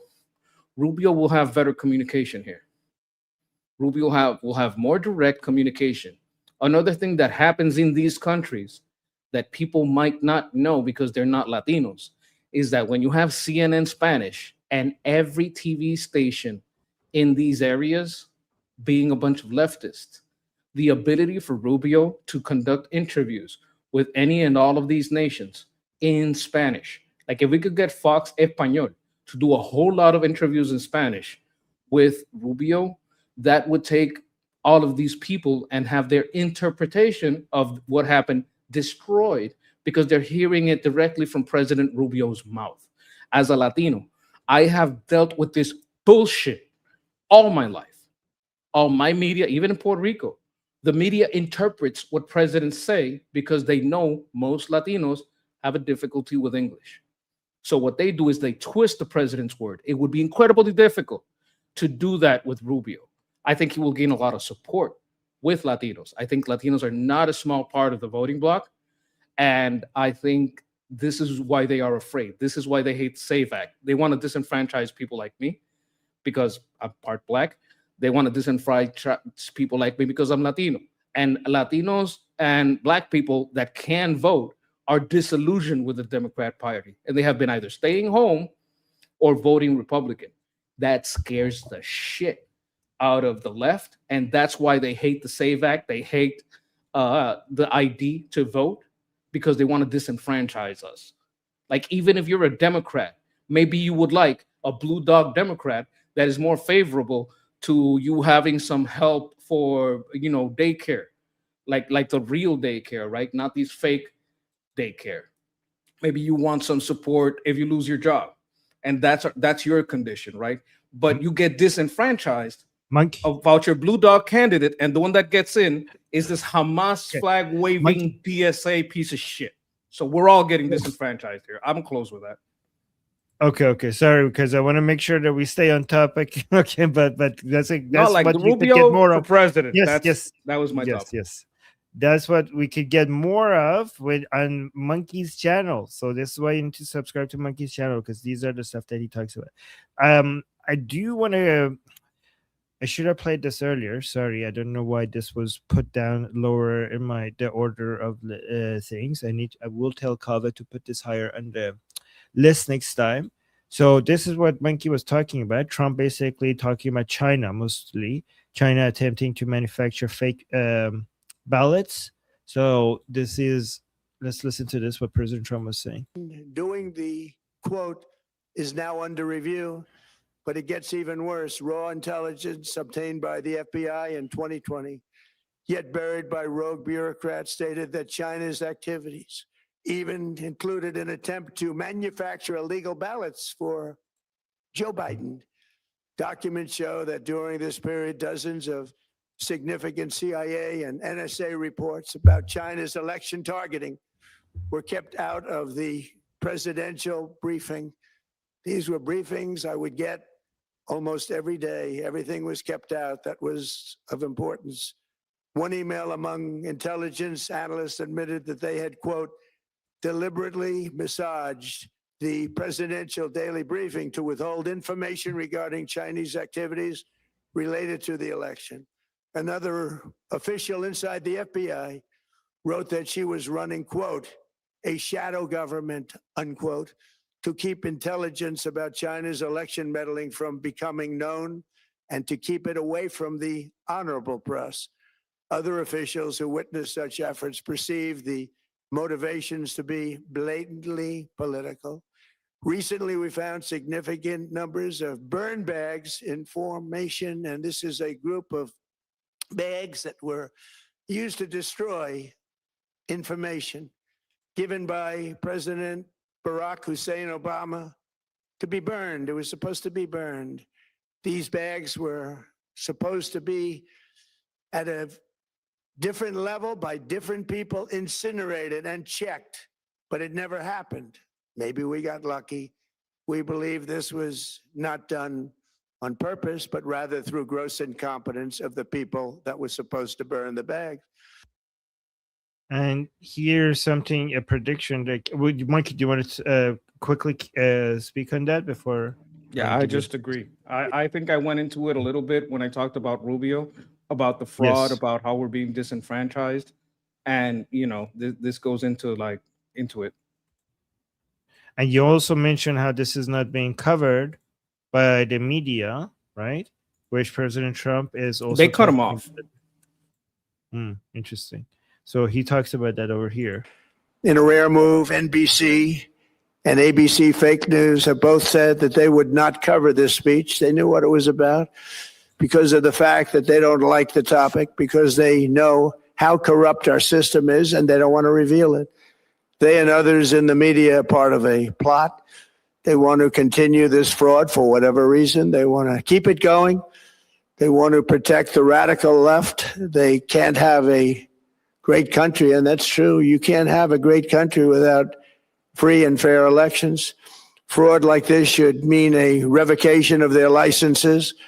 They use our public multi-billion-dollar in value airways for absolutely no money. They pay nothing. All we want is honesty in our elections and honesty in reporting. They pay nothing for multi-billion-dollar assets. It's crazy that they're not covering this. It's crazy. Like, this speech was, so many people were looking forward to this speech for so long, and you're saying it wasn't covered in full. Like, what else would you cover? Well, the reason is they're part of it. They're complicit.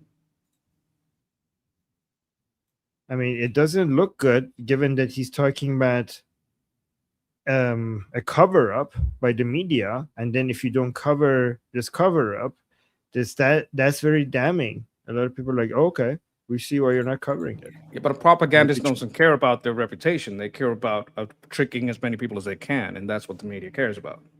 They don't care about their reputation. If you ask too many questions, you're already against them. Interesting. The White House. Oh, by the way, she's back. She's back. I missed her. So look at this. There's a statement from the White House regarding wait, is this the one? Oh yeah, okay. So this is interesting because we are, you support President Trump and you're very angry with JD Vance, and I want to see how you respond to this.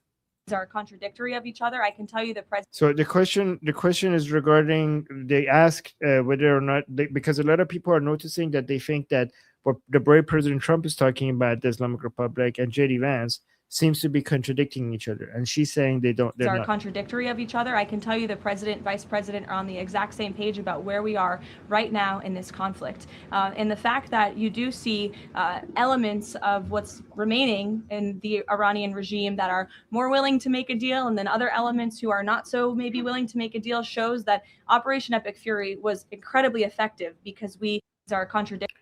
So basically saying Trump and JD Vance are on this exact same page about Iran right now. That's what she's saying. What do you think about that?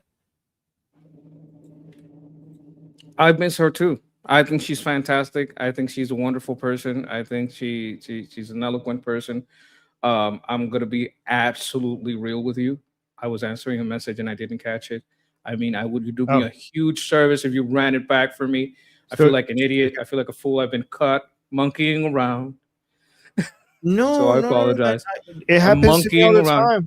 Stop. No, I'm trying to be funny. I'm trying to be funny. I'm trying to make a joke out of it. I know you won't be mad. I just chat. Make fun of the monkey. I do monkey around sometime. No, guys, she's not pregnant. She already gave birth. She has a beautiful baby. Oh, congratulations, then. Yes, that's why she wasn't around, because she was pregnant and she already gave birth. She's not pregnant anymore. Okay, so let's play this again.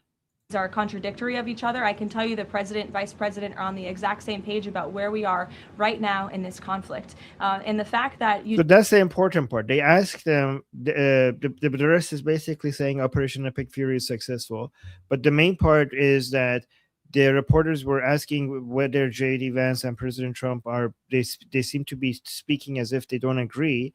But she says they're on the same page with regards to Iran. That's what she said. There's something very specific that where we are right now, and where we are right now is bombing. So if JD Vance is on the same page about bombing, because it's not just where we are right now, that makes it very specific to current, like today, basically, where we are right now. And where we are right now is bombing. So if JD Vance comes out and says, no, hey, we tried, we got to bomb him, that will help him get a lot of points. That would not make me trust him. That would make him more dangerous to me. But, he should be on board because obviously they should get bombed. So here's what JD Vance does. He continues to support what President Trump is doing. Like, obviously, he's the vice president. He's not going to come and say, like, oh, no, the president did something wrong, right? And every time he does that, the people who want to defend JD Vance, they will come and say, like, see, he's on board with everything. He's on board with everything. Guys, it's not about that. Obviously, whatever President Trump's plan is, JD Vance is going to come and say, like, he's doing great thing. I'm on board with that. It's these things that he says in the middle, that is for his campaigning, that is shows us who he really is. But obviously, his official statements will always be, and actually not just statements, in action also, he's going to see how he could serve the president as a vice president, but he also shows us what his opinions are and how he would probably operate if he wasn't serving the president and everything was his choice, right? That's the part that we're judging. Exactly. Yeah. So here's another comment regarding JD Vance, because a lot of people were asking about JD Vance. So what was the question? So White House and JD Vance remarks about Israel. So let's see. So they asked her about JD Vance's remarks about Israel, attacks on Israel, I would say. Let's see how she responds. On Iran, the Vice President, JD Vance, went on this podcast with Joe Rogan yesterday, talked about Israel, in which he said that there are some people within their system that we know beyond a shadow of a doubt who are manipulating and trying to change American public opinion to keep the war going on indefinitely. Does the president agree with that statement? I think the president would certainly agree that, yes, foreign countries certainly do try to persuade American public opinion. There's no doubt about that. I think it's just a basic fact. Okay, so she's being clever about it. She's stating the part that is obvious. Like she said, she's not saying, like, she's very good at her job, to be honest. Okay, she doesn't want to attack JD Vance, so she basically says, "Yeah, the president agrees," and she picks the part that is obviously nobody would disagree with, right? So, for example, imagine if I said like, "Oh, I hate like." No, I shouldn't say something that is not. I hate purple people. Screw the purple people. Also, drink some water. I'm thirsty. And say like, hey, guy, do you agree with that? Like, yes, people need to hydrate. I do agree with that, right? So that's what she's doing. Yes. Yes, that's what she's doing. Just was very Hydration clever. good. Yeah, hydration is good. Yeah, she's just picking she's like dodging all the really controversial, aggressive positioning against Israel and just zooming on the part that nobody disagrees. Oh, here like Neo in the Matrix. Yeah. To be people are like, oh well, that's dishonest. That is her job, is to de-escalate and keep everybody aligned. That's what, like, I can't be upset with her, right? She's trying to represent the White House, and she's supposed to not give ammunition to the enemy to cause tension and division in the White House. Her job is de-escalation, right? Like, this is what she's supposed to do. Exactly. Like that would be used as a weapon against the administration, like a divided administration. That she knows that, which is why she's answering the way she's answering. Yes. Okay, so hold on, let me change this. The emoji. All right, so let's go to the next one regarding the Islamic Republic seeking a deal. Is this the right one? Yeah, I think so. President Trump has now greenlit strikes on Iran for nearly every day this week. Does the White House describe negotiations more at a standstill or essentially completely over? Well, I've spoken with the president about this as recently as an hour ago. Iran very much continues to talk to the United States of America and express that they want to make a deal with us because they are suffering devastating blows on behalf of our United States military. The reason, and this is important for the American people to understand, the reason for the recent strikes over the course of the last several days is because Iran violated the memorandum of understanding that we struck with them. President Trump has now greenlit strikes on Iran. So what do you think about that? I mean, we're hitting them. We're gonna keep hitting them. That's gonna keep happening. Yeah, but when we say they want a deal, a lot of people get worried. They're like, okay, but you shouldn't. It doesn't matter if they want a deal. Like, why are we keep saying that they want a deal? Who cares that they want a deal? They cannot be trusted. So how would you respond to that? Like, stop saying they want a deal. That's probably an instruction. Like everyone is telling Trump, stop talking about making a deal. He won't shut up about it. If I could talk to the president, I would tell him, hey, why don't you stop talking about this fucking deal with these assholes? You know there's scum. You think it's a good point for you to keep talking about this fucking deal? But she has to do what he says. And he's probably like, make sure they know they want a deal. You got to tell them they want a deal. They are calling. I am sending them the voicemail. I mean, here's the thing, man. There's even if you're not going to do a deal with them, I think there's utility in saying that they want a deal because it shows how weak they are and how much they've been humiliated. I mean, even if you're not going to give them a deal, the fact that they're on their knees calling you and begging for it needs to be exposed, needs to be shared. So that's the defense for that. A better steel, man, is like, we're not going to tell them there's no deal because then they're just going to launch everything and we want to hold them back as long as possible. You tell them there's no deal, there's no way, we're just going to keep bombing you. They're going to, okay, well, let's just launch everything at Israel right now because that's who we logically hate, and let's just launch everything at our Persian Gulf allies because that's who we wait. Like, the second you say there is no deal, there will be no deal, they're just going to go scorched earth. And if you can drain them, a little by little and have them launching a little by little and draining their resources little by little, that's more convenient than saying, no, there's not going to be a deal and letting them go with a full saturation attack, which is harder to defend against. That is a very good point. You need to provide. You need to leave a door away, open for them, to just give them some hope, even if it's false hope. I don't know if it's false hope, but even if you're not going to give them a deal, you have to make them guess that maybe you are.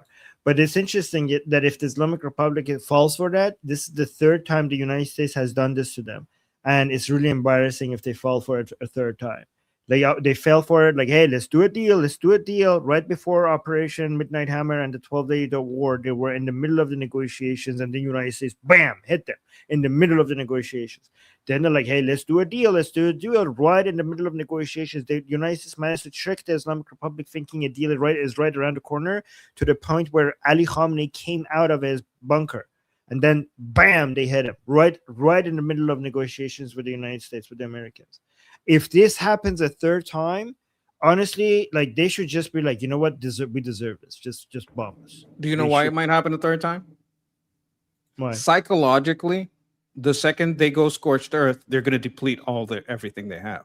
Like, scorched Right. earth means depletion. So if they go scorched earth, they get depleted. In the back of their head, they say, I don't want to be depleted. So maybe there is hope. So they might fall for it just because psychologically being without bullets is not good. And you might say, well, we're still in this fight. There's still a chance. And as long as you can say that, you're not out of bullets. So even though it's stupid to believe, right? And we don't know. Like, we don't know if they are working towards a deal. I would be completely against it, right?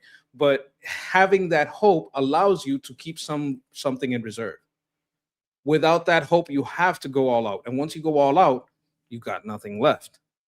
So that might psychologically make them kind of want to believe. Makes sense. True. The next one is I'm preparing you for something ugly.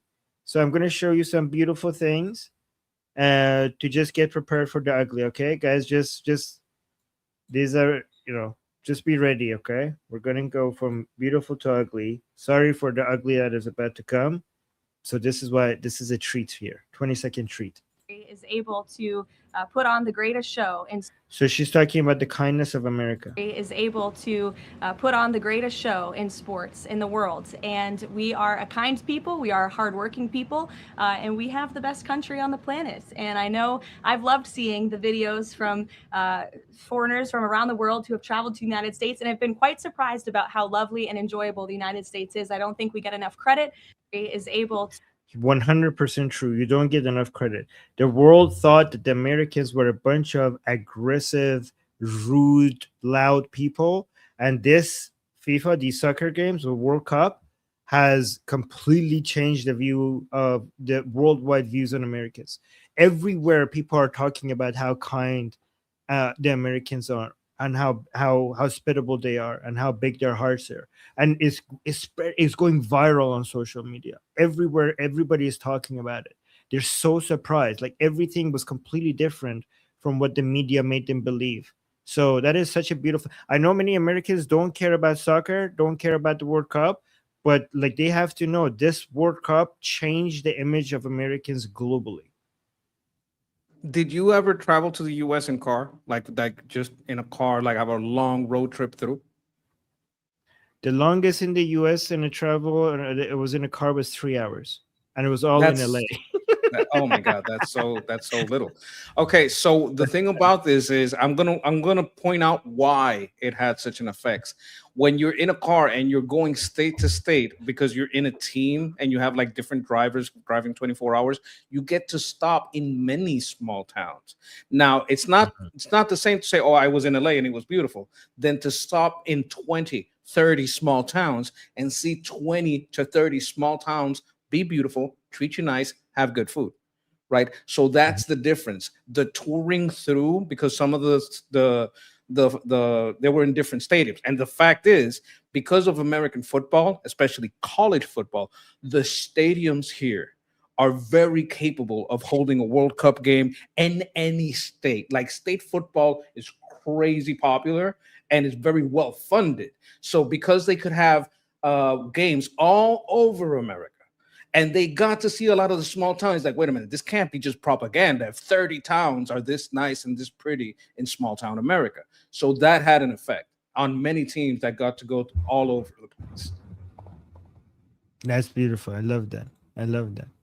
So I think, you know, the problem is that this negative image of Americans was not the view, not just the view of the world of Americans. It had turned into the view of Americans on Americans as well. Like many Americans feel like, yeah, we are rude people. You don't want to, like, Americans, you know, you don't, you know, sorry for the Americans. You know, we probably, when we go places, we misbehave. Like Americans believe this about Americans, which is so sad. And I think it's not just the rest of the world that was shocked about the kindness of Americans. Americans were also shocked about this going viral and how the world is seeing them. They were like, oh, really? We're this good? Like, we're actually this good? Like, the Europeans and the Japanese and the Koreans and everybody else, when they were praising Americans and telling the people how amazing Americans are, the Americans were watching this as well. And they were learning something about themselves, that, oh my God, we're actually this good. Right? So I think this was educational, not just to other people, but also it improved the self-image that Americans have of themselves as well. This World Cup had a huge impact on the global image of Americans. I hope people understand that. It also did an incredible job for air conditioning. We have air conditioning everywhere, and the Europeans were so jealous. And I hope they change some legislation, because just baking do you know that more Europeans die from heat in the summers than Americans are dying from gunshot wounds? They're getting one-shotted by not having an air conditioner. Shit. Are you kidding? No. I saw the Hermit King go through the statistics, and it is horrible. Like, the amount of people that die from heat stroke in Europe during the summer is crazy. No. Are you kidding me? Also, the amount of gun violence in U.S. is exaggerated. What's exaggerated is the dangers of, like, having a Second Amendment. That's what gets greatly exaggerated. I'm trying to find a video. I don't know who was this. It was this Japanese person or Korean person. I don't know. But another thing that shocked people were the food portions. Like, whenever they went to a restaurant, I was like, they were looking at the food that they delivered. Like, I didn't order this much. They're like, no, you did. Like, there was this one Japanese person. I don't know. And also the free stuff that comes before you eat. They're like, what? Is this a gift? Like, what did I do? Am I supposed to pay for this? I'm like, no, it just comes before the food. So they were shocked about that. And there was bread rolls. Yes. And somebody was like complaining because they're getting fed so much that they couldn't eat the actual meal that they ordered because they were not used to it, right? But there was this Japanese guy, I think it was Japanese, that when they brought the food to him and he saw how big it is, he was like looking at this waiter and he was like, but I don't deserve this. What did I do? It was so cute. They're like, I do not deserve this. Look. Okay, so you know what? Now you guys know why we're fat. Yeah. Okay. I mean, I do realize I have to lose at least 20 pounds, probably closer to 30. Okay. Yeah. Well, I eat a lot. I just eat the right. I eat the right things. Here's what I figured out. The secret. Don't kick me while management. I'm down. Oh, okay. I'm just giving you a hack. I'm just giving everybody a hack because I eat. Okay, let me speak. I eat a lot every day, but I just eat the right things. That's why I don't get fat, because I just eat the right things. But anyways, let's go to this one.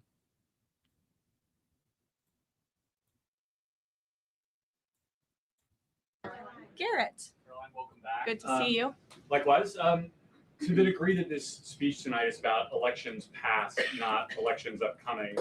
Oh, so he's referring to President Trump's speech regarding past elections. Tonight is about elections past, not elections upcoming. The 2020 election has had dozens of recounts, lawsuits, audits. 2024 election, widely believed to be safe and secure. There's not really any question about that. A lot of people look at this. Because it was too big to rig. Well, I think a lot of people look at this. There's a massive amount of votes for this president. That's why he's in the Oval Office right now. No one disputes that. And there were a significant amount of votes for Joe Biden, who won in 2020. I mean, I think the question is, why is the president unable to let this go? Well, Oh. first of all, Garrett, I think part of the problem is that the media has refused to acknowledge that tens of millions of Americans across the country share the concerns of this president about the sanctity of our elections. And your premise of your question, you're jumping ahead to a conclusion in this speech before even hearing it yourself. I think that everyone should tune in tonight, including the people in this room, and you should report on the president's speech and the findings that he is going to reveal in this speech with a little bit of honesty and a little bit of integrity, because it will shock you if you have an honest eye listening to the president tonight, and everything he is saying will be backed by facts and by evidence that will be provided this evening. And again, Garrett, I think all Americans, Democrat, Republican, should agree that we are the greatest country in the history of the world. We should have the safest and most secure elections in the history of the world. And what the president will be speaking about tonight will show you that perhaps that is not the case, and we need to make some adjustments moving forward, including the Save America Act, as Rachel pointed out, is a key legislative priority for this president on Capitol Hill, and he wants to see all senators and members of Congress voting in favor of the Save America Act, because it's crucially important as we move forward. Okay, I'm sorry. That was a very dumb question. Why can't the president let it go? It's only the foundation of your civilization, the election, the sanctity of your election. Isn't that like what your entire country is? Isn't that the core, the founding principle of everything else? Representation of the people having their voice heard, and the government by the people for the people. Isn't that like the whole what everything else rests upon? Like, why can't the president let that go? Why can you? That's the question. Of why do you let it go? Isn't this about Democrats like also love crime. if this They was hate allowed, punishing crime. if this was allowed in the past, that means it's going to happen in the future. So this is not just about the past. But go on. They love crime. Like, let it go. What? He stabbed somebody? He murdered somebody? Election fraud? Just let it go, guy. Let's look towards the future. We're going to have a therapy suggestion. We're going to manifest in a circle holding hands, and that's going to fix everything. Or at least, that's going to be our attitude to the things we like. So, we like crime. We like releasing people after they've committed murder and essay. And we don't believe in crime and punishment. We think jails are evil. Like, you just had to have a manifest, punishment. Why can't you let it go, guy? Murder? Why can't you let it go? Essay? Why can't you let it go? Armed robbery? Why can't you let it go? Voter fraud? Why can't you let it go, pal? Why you got to be punishing all the crime? That's basically the Democrat ticket. It's just like, why can't he let it go? Like, it's just unbelievable. Anyways, we already got we already got the White House. Let's go to some garbage and see what Nick Fuentes has to say. Guys, I know, Armin, I don't want to listen. It's important to listen to your enemy, okay? It's important. Just like we watch videos from Durka videos to understand what our enemy is thinking, we have to also look at the work Reich. Is that how you say it? The Nazi Reich? Yes, the work Reich, because people say don't say work right. So should I say work Reich? Anyways, I work right. Yes, it doesn't matter. And the work left and the work right. We also need to listen to them. So we listen to Mamdani as the main person that is representative, like one of the main people. We listen to the jihadis. We listen to this idiot and the Nazis as well. So we have to listen to what our enemy is saying. The nicest interpretation is the isolationist right. I think they're just Marxists who hate Jews instead of white people. But the nicest way you could say it is the isolationist right. For those that are just deceived, they don't have that heart. They don't have that in their heart. So that's the nicest way to say it. But woke Reich is great. Reich. It's hard for me to say it, but I'll try. Hold on, I'm gonna put the monkeys channel in the background so I have it ready. All right. So yes, let's listen to what he's saying. He's talking about Israel, and I haven't pre-watched this, so I have no idea what we're about to walk into. But this is about Israel and Iran. So you're telling me Israel spies on our country. Israel influences our policy. Israel's calling you an anti-Semite, a horrible. Okay, well, let me just stop right there, okay, Monkey, because you went Israel influences our country. You also influence Israel. Like every country influences every other country. You influence Israel more than Israel influences you. Why is this word influence a negative thing? Anyway, it's insane. So you're telling me Israel spies on our country. Israel influences our policy. Israel's calling you an anti-Semite, a horrible thing to call somebody. Israel's poisoning the peace deal because they want us to die and spend money on their wars. You're a reasonable moderate on that? Does that even make any sense? Do you believe that? If J.D. Vance believes that Israel is paying Americans to buy off influencers to sabotage diplomacy, then what is the necessary conclusion? It means Israel wants Americans to die in their war. Israel wants us to spend trillions of dollars on their war. Israelis die in your war. More Israelis die in a war that America is in than Americans die in the war that Israel is in. They're doing a lot of the dying as well. America has sacrifices a lot. Israel pays its fair share in sacrifice as well. I don't know what you're talking about. They more of their soldiers are dying than American soldiers, and their soldiers are dying, killing your enemies. I mean, not your enemies specifically because you're anti-American, but at least America's enemies. He's separating Hezbollah from IRGC. That's a trick that they use. He's separating Hezbollah and Hamas from the IRGC. That's how he gets to say that we die and Israelis don't, because they're like when Israel is helping us with Iran, it's because Iran is also Hamas and Hezbollah, and he's separating those losses on the Israeli side. Okay, but Hezbollah killed many Americans directly. Hezbollah. I know, but he's a piece of shit, so he's not gonna, bring that up. Yeah, like I'm with you. Like I understand what's going on here, but he's talking to the people that don't know. Right. So the most horrific incident was the year I was born, 1983, the Marine barracks bombing. They targeted the U.S. embassy in Beirut, and I don't remember how many died, but it was a lot. Hundreds of Americans were died in one attack by Hezbollah. It was a direct attack from Hezbollah. You are so young.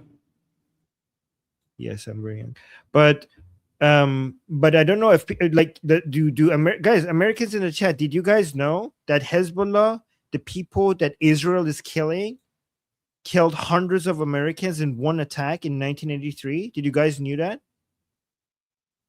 I'm guessing most didn't. If you want to go into it, you probably should. Like, even if it makes a segment a little longer, you want to look up some stuff on it, go ahead, because a lot of people don't know. And that's why this guy gets over. That's why people fall for his shit, because most people don't know. Okay. Like chat probably knows, but people that might find this clip or might find this, you make this a video, like people who find this later, it's good for them to know.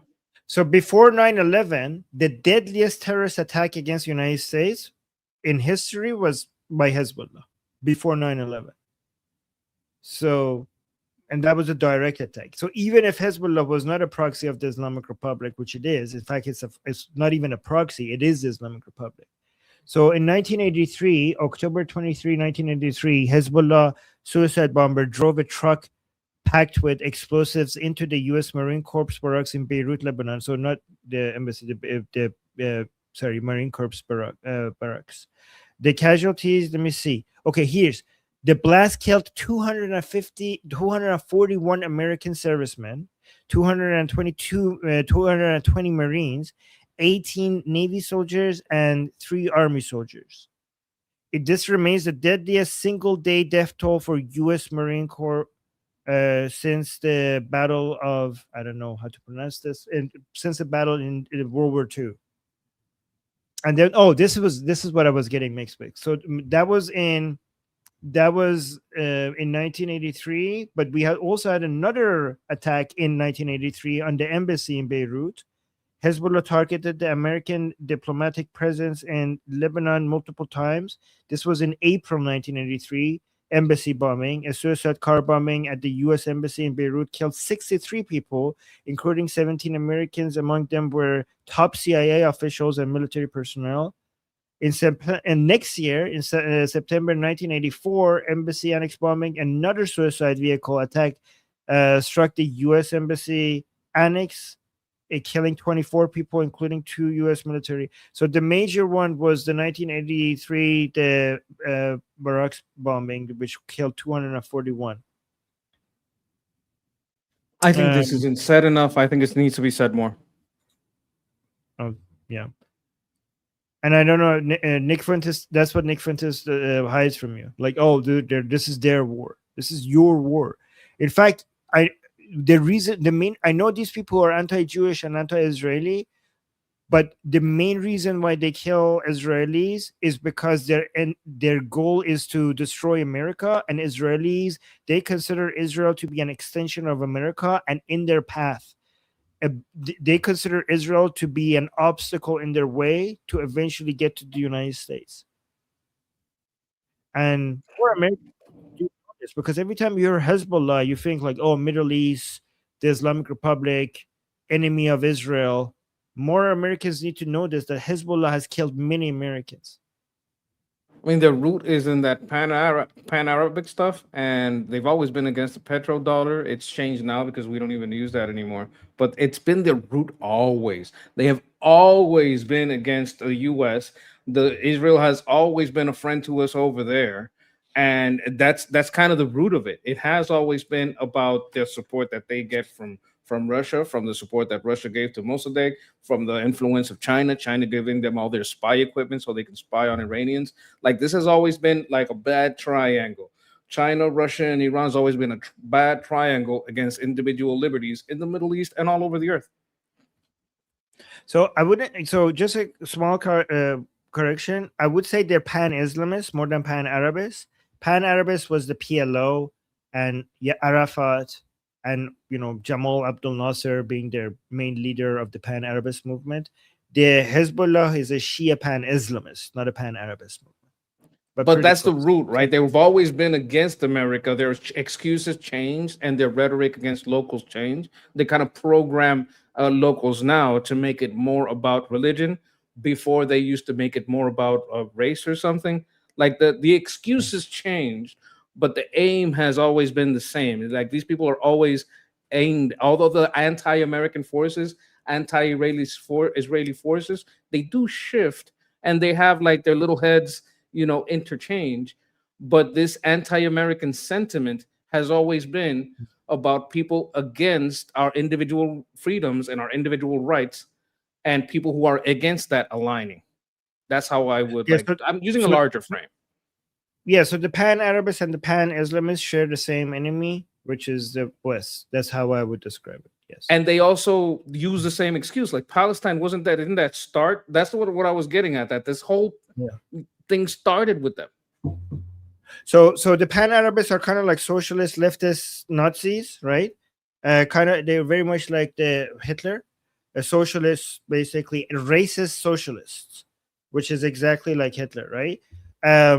And they use the Palestinian cause as an excuse against America, and then they failed, and then the pan-Islamists took over, and they also used the Palestinian cause against America and Western imperialism and Zionism. So they both the pan-Arabists and the pan-Islamists use the Palestinian cause as a tool against Western power and Zionism. Yes. So this is why it's good to follow. Like, if you're on my channel and you're not following Liberty Politics, I don't know what you're doing, because I can give you the American takes, but these details, this insight comes from people like Armin over here at Liberty Politics. Well, thank you. I appreciate that. Oh, that's very nice. Yeah, Ba'ath Party also. Ba'ath Party is kind of more fascist Nazism. Yeah, they're closer to the commies, the socialists. Yeah, absolutely. Yeah. Okay. Oh, by the way, so Monkey, one thing that I think you are very correct about is that they kept on copying each other's homework. Like the Pan-Islamists and the Pan-Arabists, they're anti-imperialist commie language. So like, for example, you could see in a lot of Islamic literature, communist language against the United States, and you could see in a lot of in the Middle East, right?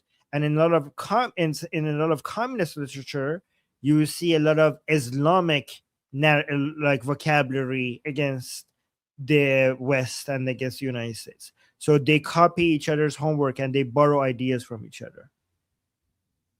Absolutely. And thank you for helping us with that. Oh, no worries. Thank you for asking. So let's go with this. Horrible thing to call somebody. Israel's poisoning the peace deal because they want us to die and spend money on their wars. You're a reasonable moderate on that? Does that even make any sense? Do you believe that? If J.D. Vance believes that Israel is paying Americans to buy off influencers to sabotage diplomacy, then what is the necessary conclusion? It means Israel wants Americans to die in their war. Israel wants us to spend trillions of dollars on their war. What happens if peace fails? What happens if diplomacy fails? What happens if the deal collapses? It means Americans will die. It means we are trapped. We are stuck. It means inflation goes up, gas prices stay high. It means we may be involved in a ground war in Iran. That's not a joke. That is serious. And Vance says, we know they're doing it. He says, we know exactly what they're doing. We know this is the agenda hatched in Israel by their government. They're paying Americans to poison the well in the conversation and attack the people making the deal. And the conclusion is they want Americans to permanently be. He's going to attack Vance. He's going to say, like, if you know this, then why are you not doing this? That's my prediction. Maybe. I don't see. He's going to attack Vance because he wants to be the only Jew hater in the United States. This man cannot tolerate any leading Jew hater in the United States other than himself. Nah, he's going to back him. Okay. And in the same sentence, Vance says, I don't mind it. Everybody else does it. I get why they do it. It's fine. I'm a reasonable moderate on that issue.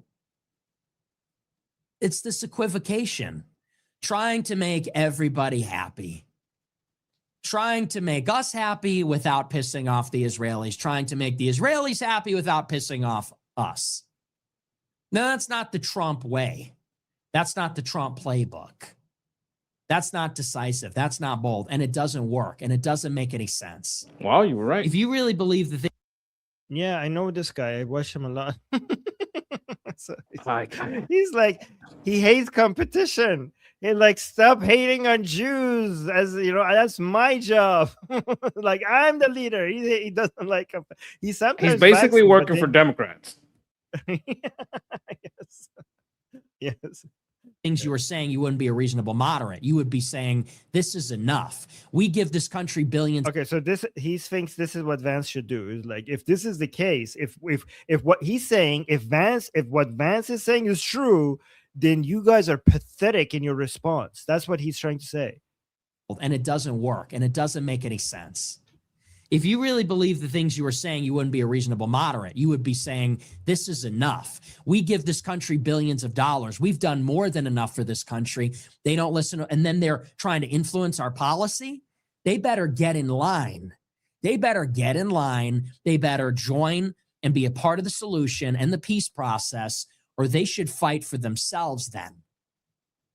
That should be the message. But again, he can't do that because he is a politician. He is a congenital politician. That's why he was a never Trumper in 2016, and now he's a national conservative in 2026. That's why a couple of years ago, when he got the nomination at the convention, he said we need to bomb Iran really hard. And now that it's not working out, he says, oh, well, I just have to do whatever the president says. Remember? 2 years ago, Sean Hannity interviewed him at the Republican convention, and Hannity said, what do you think about foreign policy? And Vance said, I think we need to punch Iran hard. He said, no more of these minor strikes. We need to hit Iran and hit them hard. He said that at the convention when he was formally nominated. 2 years later, when we actually do it, he goes, well, I just had to support the president. This is good for us because this is turning even the anti-Israelis against JD Vance. So this is basically a great target on the people that would vote. Like, this is turning the main ISOCOX and anti-Israelis against JD Vance. So this is good for us. Look, I gotta give it to him. He is. People say he's stupid. He's not stupid. He's evil. Like, this is a high IQ anti-Semite, right? Like, he is willing to sabotage the Republicans and tell you to vote Democrat. But in him doing so, he's gonna attack the weakest figures on the right. And Vance is like, the thing he's saying about Vance or JD Pence, about him like trying to deflect, him trying to be strong when it's convenient and, kind of like make it all Trump's fault. I just got to do what the president says, like putting it back on the president. That kind of shit, that JD Pence two-faced kind of thing. Him pointing that out, I mean, it is convenient for us that this is a high IQ anti-Semite. You can't really do anything with Candace but laugh at her. True. No, yeah. So a Texas troop saying LMAO, now he's anti-Vance. He's always been anti-Vance.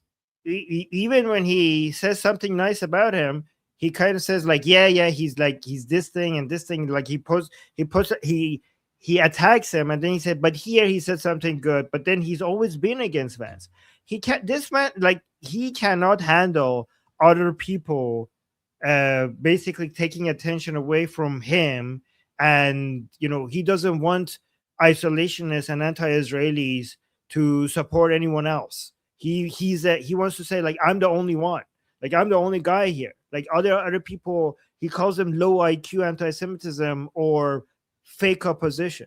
He's the only person that is he tries to tell his audience that if you want Jew hate, I got the real stuff for you. If you want the right position against Israel, I'm the honest person with you guys. I have the high intelligence, high IQ, honest takes so everybody who wants to save America against the Jewish takeover, you come to me. Don't go to JD Vance. Don't go to Candace Owens. I got the real stuff over here. There's another point here. Like me saying his high IQ, I'm not saying that any part of anti-Semitism is a high IQ. This is relative. Like a puddle isn't deep, but there is a deeper side of the puddle, right? Just because I'm saying, hey, that's the deepest side of the puddle, that doesn't mean that the puddle is deep. It just means there is a section of the puddle that's deeper than the rest of the puddle. When I say high IQ, yeah, it's high IQ, but it's high IQ for an anti-Semite, which is not very high IQ at all because you're working against America.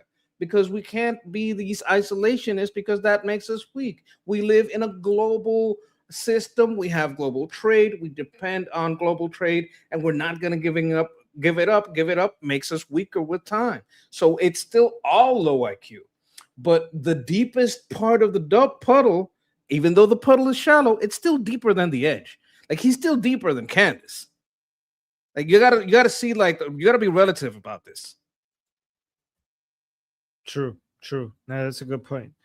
Okay, actually, look at this. He actually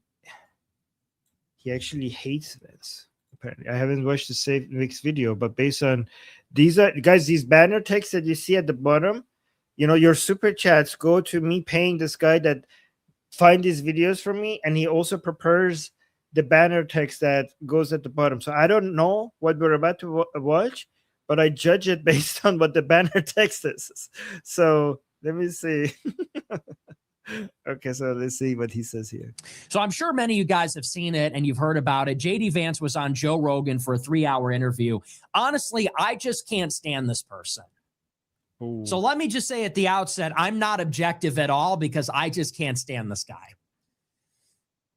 And it's so funny because I put the interview on and I knew exactly how it was going to go. I set a timer. I set a stopwatch. I said, how quickly are we going to get that fake laugh? How soon into the interview are we going to get JD Vance doing his fake laugh at something that isn't even funny? Joe Rogan is going to say, all right, we're here for the interview. And JD Vance is going to be like, I was like, literally, how long is it going to take to get that? 15 seconds. 15 seconds into the interview. It's getting real personal here. Literally like, all right, so we're doing this thing. So, Mr. Vice President, hey, Joe. It's like he didn't say anything funny. He hasn't said anything yet. You got to wait until they say something funny to laugh, JD. You got to wait until he says something funny. Then you laugh. And the other thing Look, I can't. Nervous laughter is not a good, like, even if it is, like, you could be the kind of, maybe he's a little nervous, right? And people laugh when they're nervous. Yeah, but you're a fucking international diplomat for the U.S. You can't have nervous laughter giving away the game. So, like, I mean, look, I'm not saying he's super intelligent. I mean, his attacks can be pretty good. Like, that is smart. It's not a super smart take, but he's being a good tool. Yeah, guys, this is good for us. I know we don't like Nick Fuentes, but he's causing division among the ISO cucks, among the anti-Israelis. We want the infighting. Okay, we want the fight between Candace Owens, Nick Fuentes, Tucker Carlson, JD Vance. This is good for us. So as much as we hate this guy, what he's doing right now is actually helping our side. He's causing divisions among the anti-American crowd. He's actually, like, he's also causing destroyed the unity between the Muslims and the the woke right as well. So this is good. Like, he didn't say anything funny. He hasn't said anything yet. You got to wait until they say something funny to laugh, JD. You got to wait until he says something funny. Then you laugh. And the other thing I can't do is the relatability shtick. He's always got to throw something out there in the first 2 minutes to make him sound relatable. So they're talking about the UFC fight on the White House lawn. And that's their common ground. They're going to rap about that. Vance is at the West Wing. Joe Rogan is a UFC guy. They had the UFC fight at the White House. And so Vance says, I got to tell you, Joe, the only thing I was concerned about is with every delay from the weather, I had to go and promote my book the next day. I was thinking, I'm not going to be able to get to bed until 4 a.m. Shit, I'm not going to get any sleep. What the fuck? And it's like, bro, just shut the fuck up. This is what you doing. You're making me agree with Nick Fuentes. What are you doing here? That is so, oh my God. Vance is so annoying. This is just grab popcorn and enjoy this. Yeah. Joe, the one thing I was concerned about is I'm not going to get any sleep tonight. Isn't that? Oh my gosh, that's so relatable. Oh my gosh. I felt the same way. Me watching at home, I felt the same way. I thought, what time am I going to get to bed? It's like that with everything. It's always doing this relatability, and it's always the swear words. They're always saying all this bullshit about me. I'm like, what the hell? Oh, dude, just please kill me.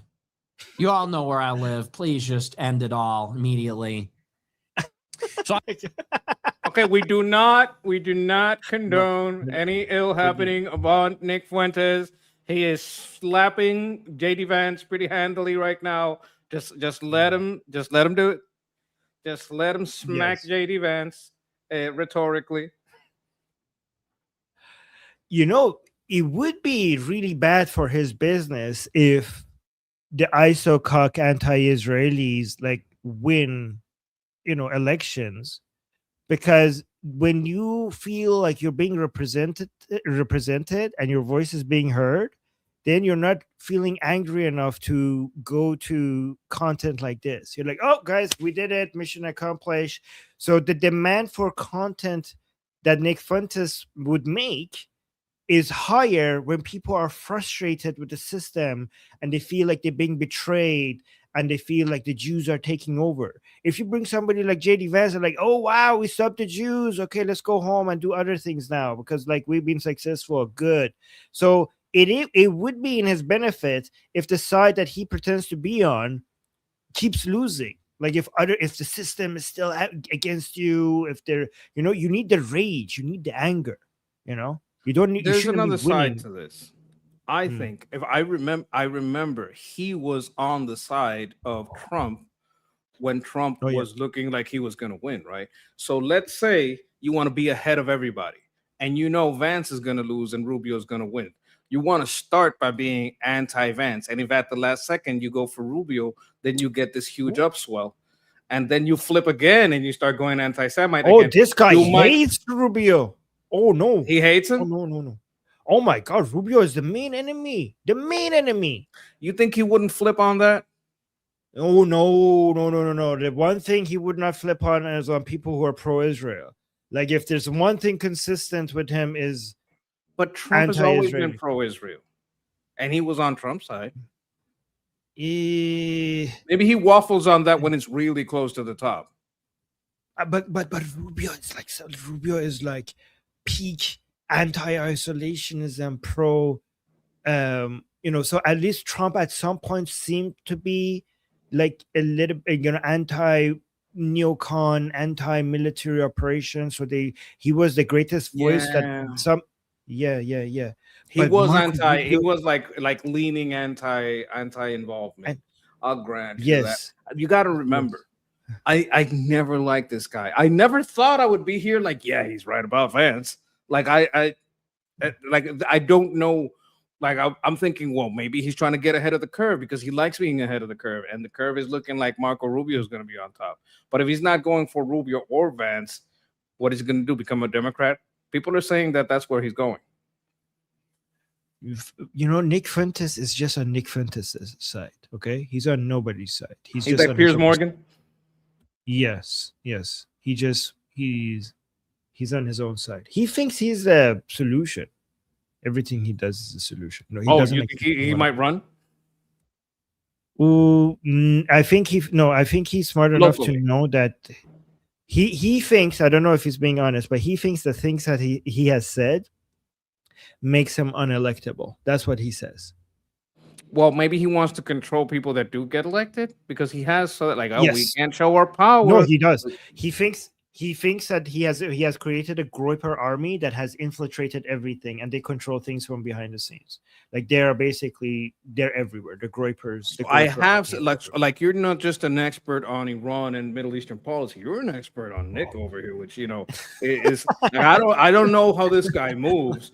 So there's this Groiper army, and they're trying to put their fingers in every pot, and he's trying to like, guys, get yourself in there. I do remember like Nux going over him and him saying like, hey, we have to hide our power levels and we can't tell everybody what we think. We just have to get in positions of power. Right. Like I do remember him saying that. Yeah, he thinks that he took down Charlie Kirk's what is it called? Oh my god, what is the group called? Turning Point USA. Turning Point USA. Yeah, he thinks that he took it down. He infiltrated it with Groipers and took it away from Charlie Kirk. That's what he thinks. Candace had more power over screwing with that than he did. Like that's why he hates Candace. He hated Charlie Kirk. Oh my god, he called him Top Goy because Charlie Kirk was too pro-Israel. And now he's attacking Candace Owens for attacking Charlie and his wife, saying, I was against them, but he's now taking the moral high ground and saying what Candace is doing against, he says, I'm against Charlie Kirk and, what his wife stood for and everything, but he attacks Candace Owens for making this ugly and personal and going after a grieving wife. So he's now trying to take the moral high ground. And saying, Which the people who are still in Turning Point would favor him, and that supports his theory of him taking over Turning Point, which is, I think, is kind of retarded. But like, I get what you're. Okay, I see where this is going. Thanks, Armin. I see where it's going. Yeah. No worries. It's very good that we pay attention because we have been, a lot of us are focused on Islam and leftism, but we have to watch these guys as well. Okay, these guys are so dangerous. So let's pay attention to these people as well.